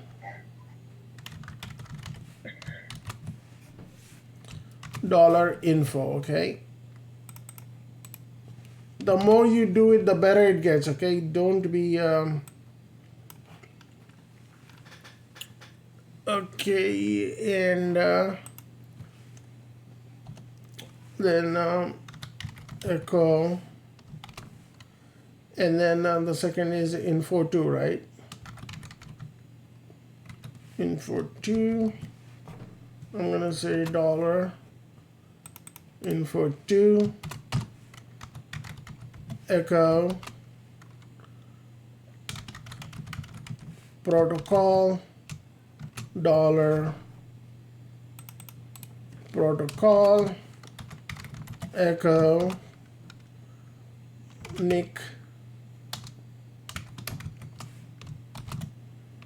dollar nick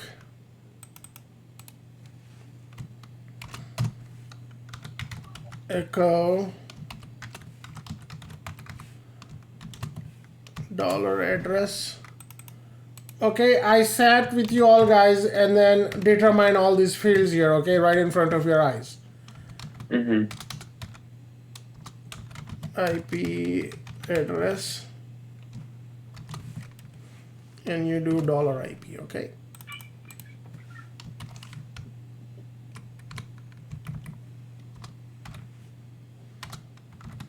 So I need to extract all this from a file which has 7,000 lines in it. Okay, so if you look at this file here, how many lines this file has? 7,000 lines.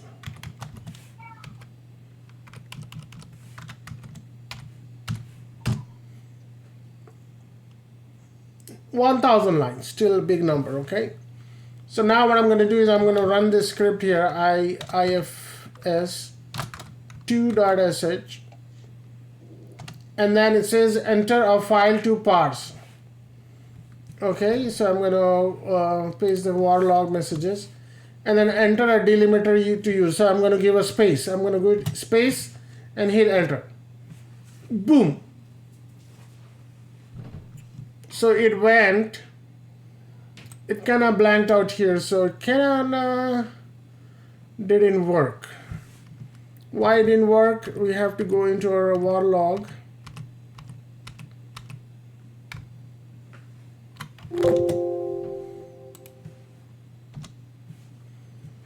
So it's possible it has 2 lines or 1 lines in here.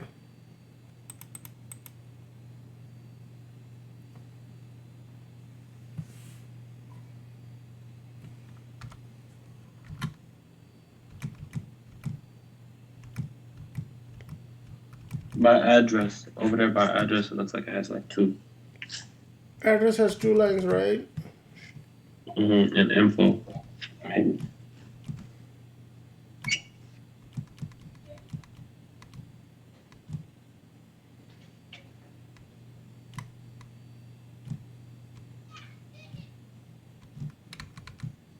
Three.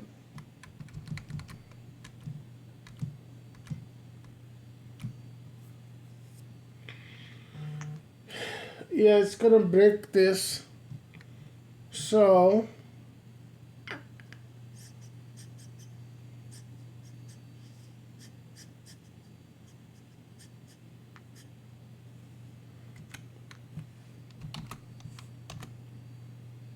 So do we just have to add 2 space bars after info? yeah, and, let's see what happens.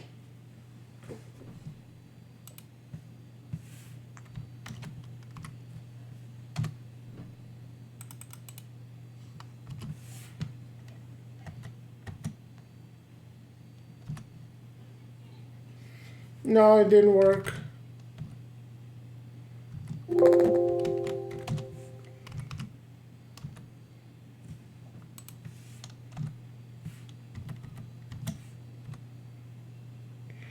It didn't work either because it's grabbing the first one, all right.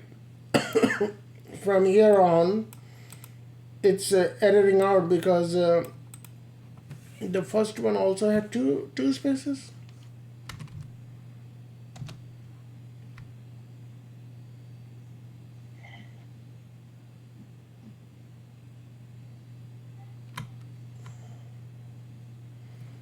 What we have to do is we have to do the awk command. Let's work on the awk command, okay? So 1, 2, field 1. Okay, so for awk command, so let's go up here. Where is awk command here? Okay.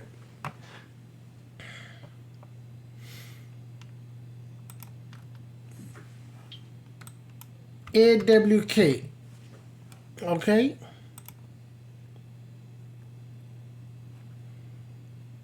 So I'm gonna duplicate this.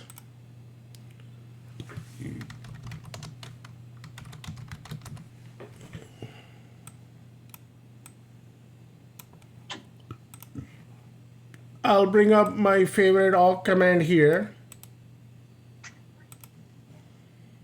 And minimize this. Okay, so now -F, and instead of that I'm going to give a space there.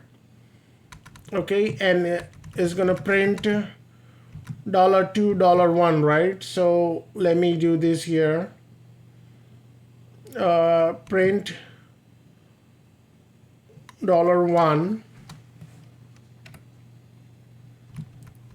comma, and then $2, comma space is gonna be $3, comma space $4, okay, comma space, script is 4, network manager is $5, $5, and info is 6. I don't like info anymore now that I'm doing this. Okay, now what I'm gonna do is 6, and this is 6, right? And I hope this is 7 and this is 8. I'm gonna say $8 and $9,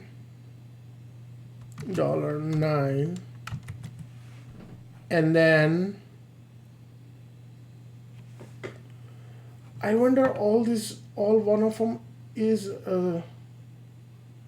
okay, now I got it. So address was $9, right?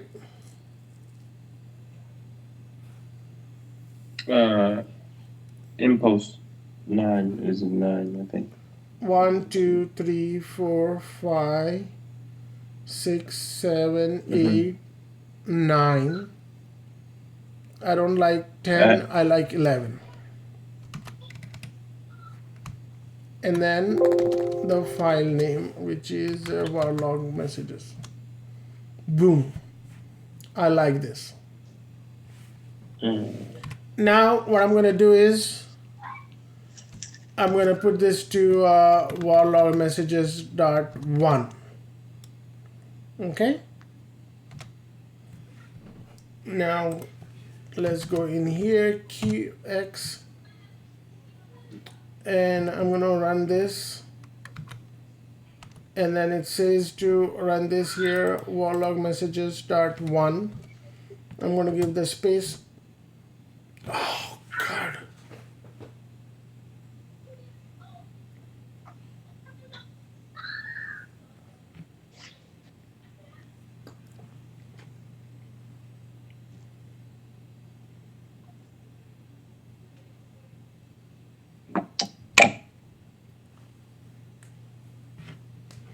It's grabbing the first, all right.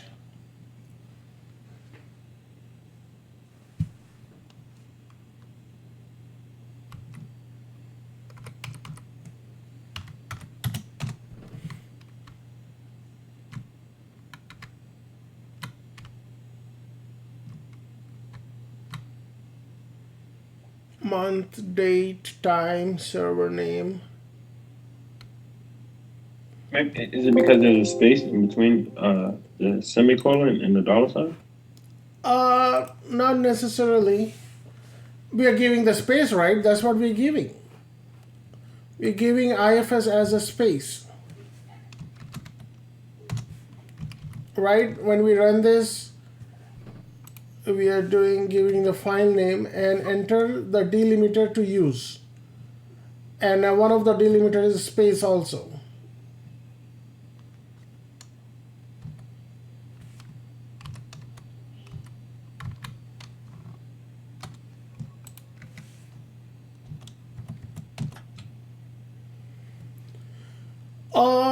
Let's see here if IFS accepts space.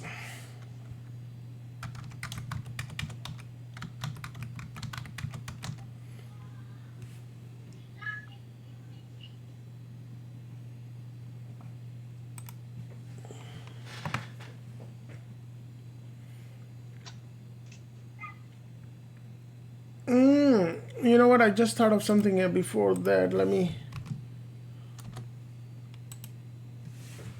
1. I'm going to give colon space colon. Aha! It worked. All right. For space to be you read as space, you have to give double colon. Now look at that. But it's off because we changed the file.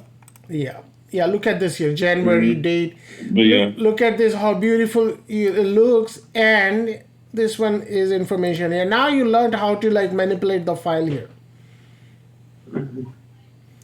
Okay, so look at this file here and look at this file here. If you want to read this here, you run this something like this and then script it out, and then you could sort it out. Okay, and then if it's a real data, for example, okay, on January 2nd time, this server is something is happening same exact time for this server here. Pretty good.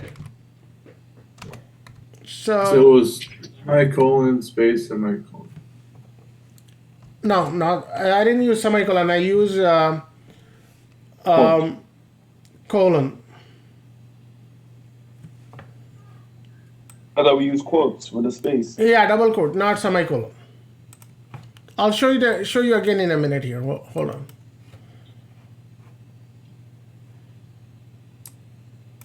So what we need to get rid in here is from here.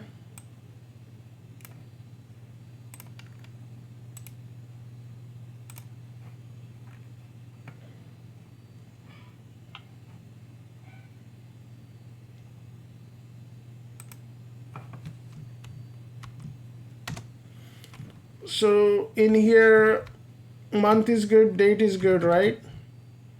Mm-hmm. Month is good, date, Server is time, good. Network is good. server is good, and network information. Mm-hmm. So I need to keep. It's just protocol that we don't need. Yeah, we don't need. Okay, we don't need the address, Mm-hmm. and we need NIC, and we don't need protocol.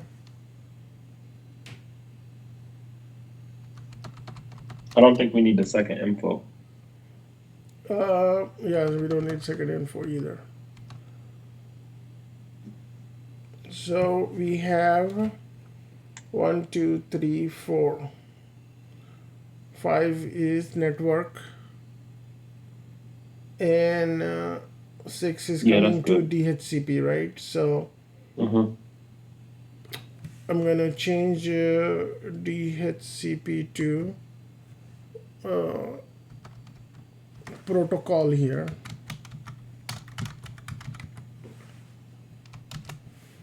Okay, and NIC and IP address. Okay, good.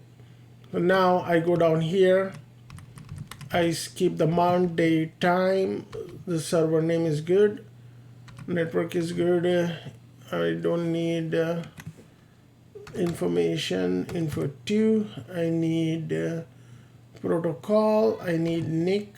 I don't need address. All right, guys. Now let's run this again.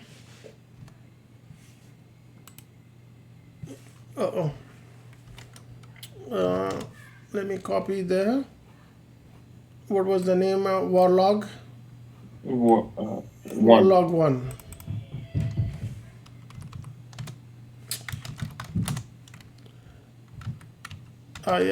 ifs2.sh. Warlog 1. And then colon, space, colon. I'm sorry, quotes. Quote. There you go. Can't get anything better than this.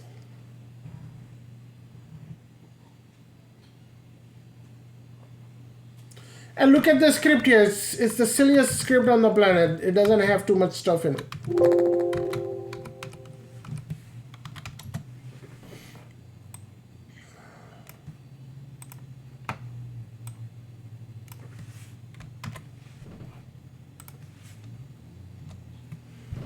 Okay, so it's the while loop here. This is the beauty of while loop.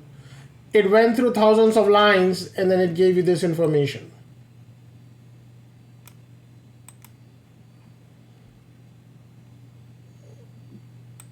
Can we look back at the awk command? Yeah, Right. yeah, we will actually. Awk helped us too. Awk helped a lot. In fact, you may get in the interview about awk.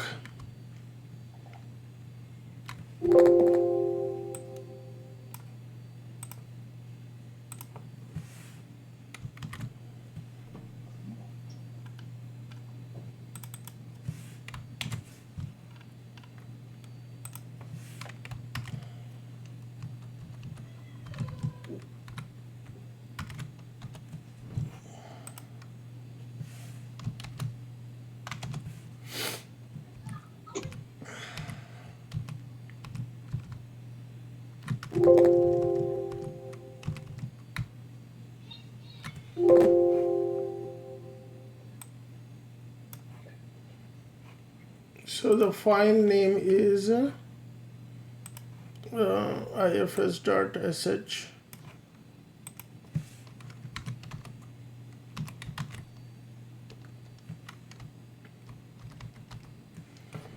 And the text we did was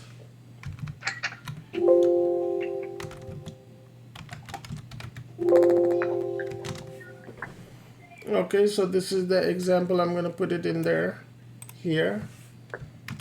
And when we ran the command, so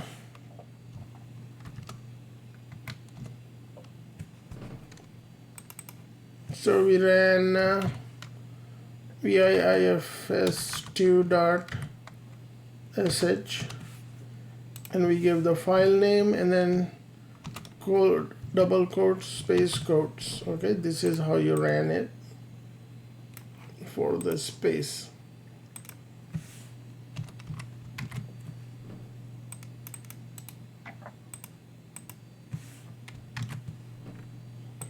And this is the output here. Okay, so enter delimiter to use. In here,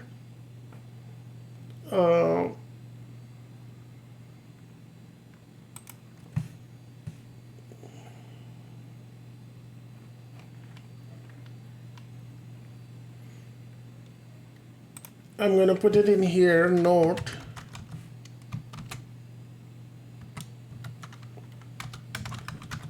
User double quote space or double quote for space as a delimiter. Okay. All right, we are good there.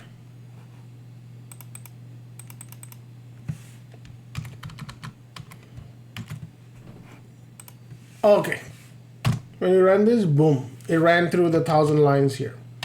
So let me clear this and let's take a look at awk. So here we ran the awk command here. So let me bring up the file first. The original file, let's bring up the original file here, which was vi varlog messages here, right? So when you're looking at this file, so each, you have to determine what is the delimiter here. So looking at here, if when you eyeball it, you're looking at the delimiter here, you have to determine what is delimiter here. So what is the common thing which is separating the fields? So if you look in here, among everything you see a space here. One, you have, I mean, space here, here, here, here, here, here, here. The space is doing it. But now, wherever the space is, this will be field 1, then a space, then this becomes field 2. Okay, field 3, field 4, field 5, so wherever the space is. So here we did awk here is we are doing awk -f. Okay, capital F means filter out. And it's then, always -f? Yeah. Okay. -f means what are you using it as a filter?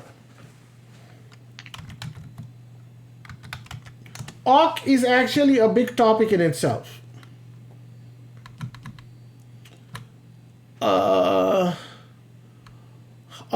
It's uppercase F, okay? You gotta be careful between uppercase and lowercase here, hyphen, program. Okay, field separators, I'm sorry. Uppercase F means field separator. Okay, so what is the field separator for us? What would be the field separator in here? Spacebar. Space is a field separator. Very good. And then this is the format here. You have to, there is no way around it. Single quotes and curly brackets. Print. The original print means we're printing it on a paper, right? Print is actually, in the computer terms, print it on the screen. That's what print means. For us, print that page, that means print it to the printer, right? This is where it's coming from. In reality, in old days, print means output, show it on the screen. That's what it means, print. Print, okay. Awk. I have the field separator. What is the field separator? Give it the space in here, or any of the other field separators, comma, semicolon, period, whatever, okay? And then print, wherever that field is there, that is the breaking point, and that will become field 1. So here, December is field 1. Then this is field 2, and we are giving which field to print? Field 3. Okay, this will become field 3 because there is no space in here, because all this will be a delimiter is space here. Delimiter is not semicolon. If you put colon in here, then it will start ripping this apart. This part. From here to here becomes field 1. Then this will become field 2. Then this will become field 3. All the way till here. And then this will be field 4 all the way until it hits another field here. And then this will be field 5. You could play around with this and tell me tomorrow, okay? So right now, wherever the space is become field 1 here. So field 1, field 2, field 3, field 4. We need field 5. So all this is field 5, including the semicolon, except the space. And then this is field 6 here. And then we are saying here we don't need field 6 here, okay? We don't need field 7. We need field 8. That's what we said, we need field 8. This is field 9. Yeah, we need field 9. And then here's the space here. So this is field 10. We don't need field 10. We need field 11. So we cut it down here, and it gave us this here. So it kept everything up until here. If you look at the file here, it kept everything up until here. Then we told it to use field 8. So this is field 8. So it has field 8 here. And field 9. This is field 9. And this is field 11. So this is field 11. Now you could get creative with this here. Okay, do whatever you want. All right. So our field separator, you use 2 spaces? 1 space. This one. And here, this, don't get confused between this space here. This is the formula. Oh, okay. So if you go back to our, when we learned it originally here. In the notes, right? Yeah. In the notes.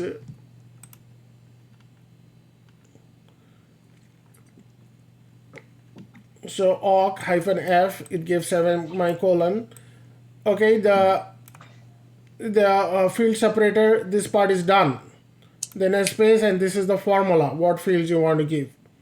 It goes in the, it doesn't go into double quote, it goes into single quote, and then the file name.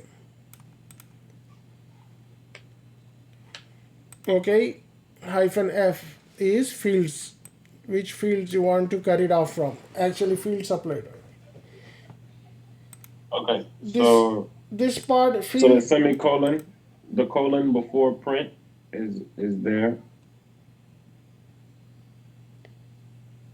That's always there, no matter what. This part is a formula. It's going to be there. Okay. And this is I a see. regular natural space. Okay. So there's no space in between F and the delimiter semicolon? No. Okay. This part is type. Mm-hmm.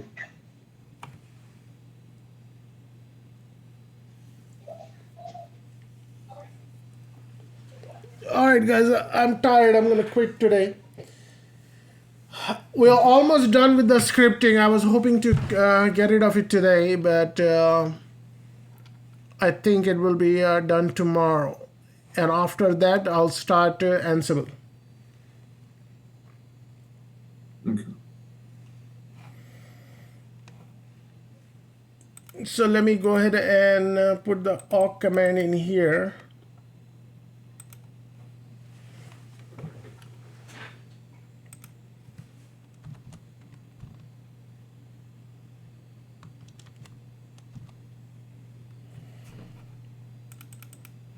So we use this.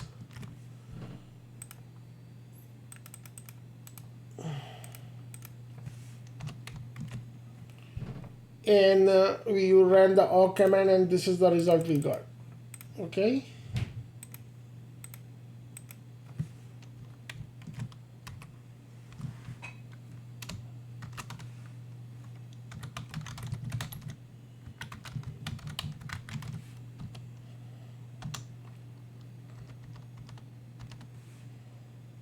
Mrs. Zephyr, just a quick question. Which keys do you press to copy and paste the VI editor? In here, you just highlight it. You don't have to copy it. The moment it's highlighted, it's copied. No, to like delete a line and then paste another line. Or they were just keys. What do you mean? In a VI editor? Yes. Let's look at it. So it's I always use VI editor.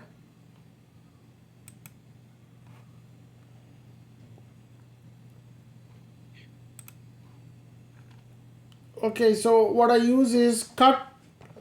I use double Y to copy single line. If you use 3YY, it copies the 3 lines. So if you're copying it, double Y. And then if you're doing cut and paste, I do DD. Where is DD? DD also deletes it. It actually cuts it right here. This work as cut, you can paste elsewhere. And YY, you push YY, you can copy one line starting from wherever the cursor is down below. So YY copies wherever that line is, server cursor is at. So if I do VI, so if you do if your cursor is on this line here, where is this here? So if your cursor is on this line, that line is copied. And if you do like 4YY, then it will copy 4 lines below it, okay? Going downwards, not upwards. So wait, do we have to press the key 8 times, or do we have to just press it 4 times? Like Just press it once. Y. It depends. I mean, if you hold on, guys.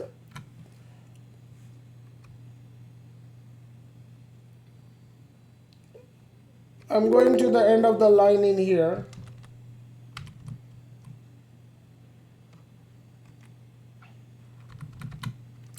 I push DD, the line is cut. And I'm pushing P each time it does that, okay?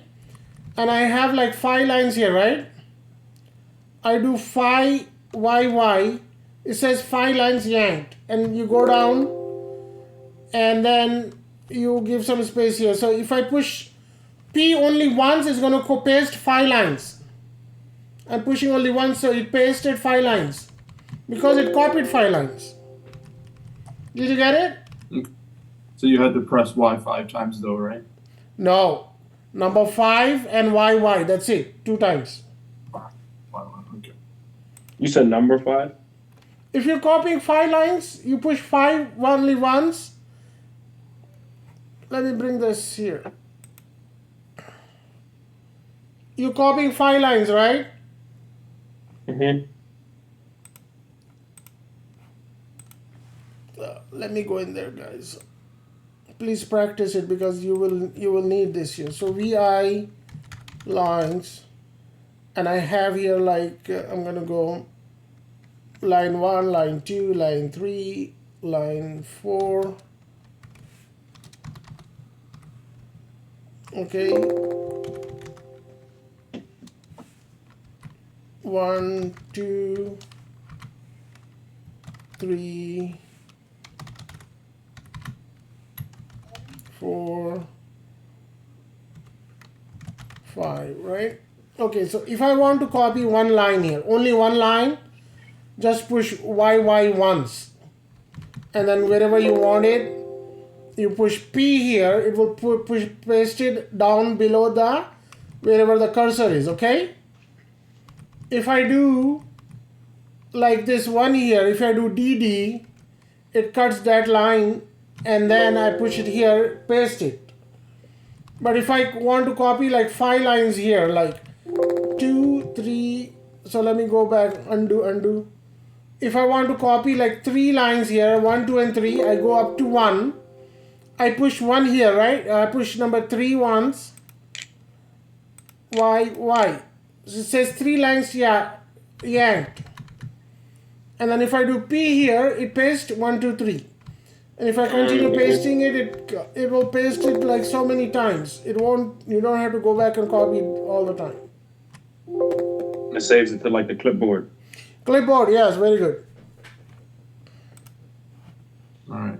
Then one final question. So Yeah. when you do ls-l, and then it pulls up all the files that you have, if the files are red, what does that mean? What do you mean? It just, which files? If let's say redirect input.scr was red for you, what would that mean? Usually it would be link files. If you have ls-l, the link file will show you in red. Like hard link, soft link. Soft link, yeah. Okay.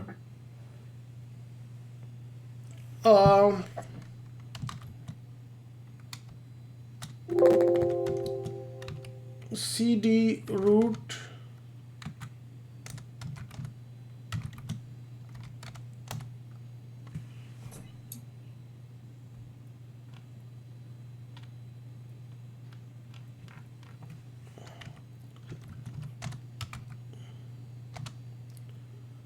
Let's go into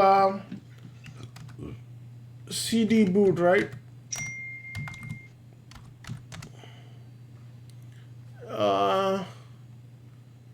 CD grab 2.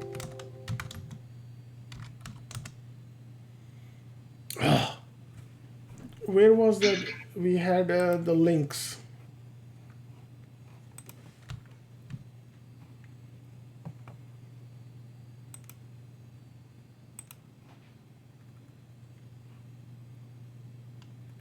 So let's go into this file here, and it has links in it.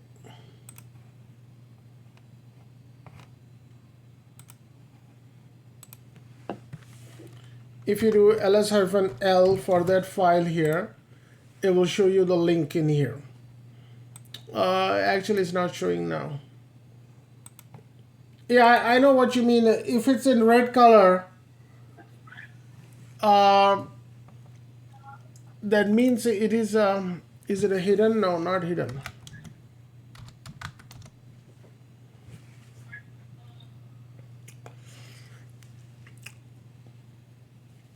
Well, we'll figure it out later on that one, okay? Or you figure it out and let me know what it means. But if you do ls here, I think I put in the color codes when we did the yum, right? Yum.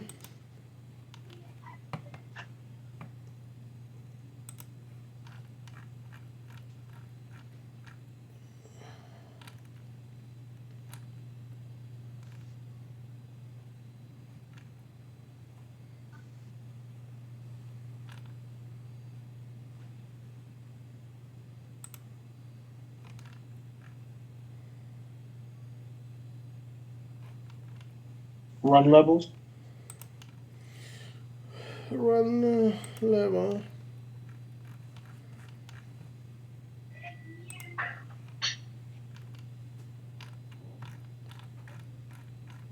Okay, in here it has colors in here. I think I'm getting confused here myself.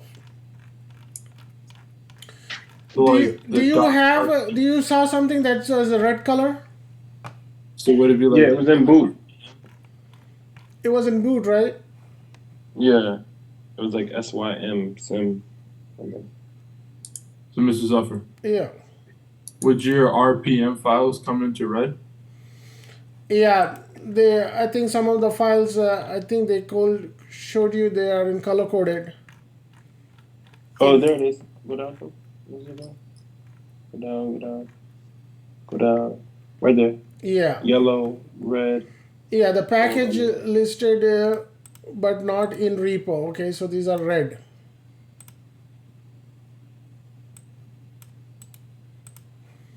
Yum list installed.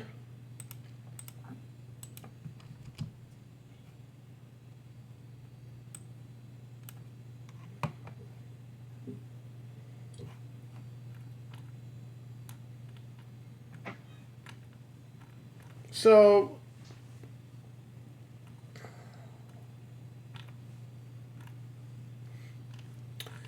honestly, I'm colorblind, so I was trying to avoid that.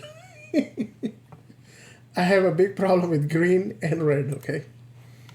Cool. Mr. Zafar, can you go back to boot? I think that's what he was talking about. It was one of the files in boot. Boot, right?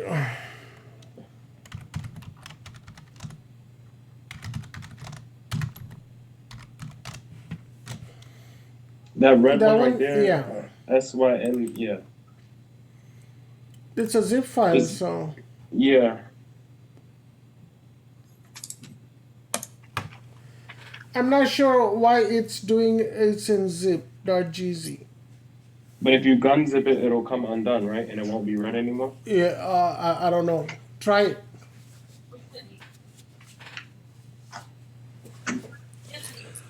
All right, so we're gonna stop here and then we'll pick it up where we left off tomorrow, okay?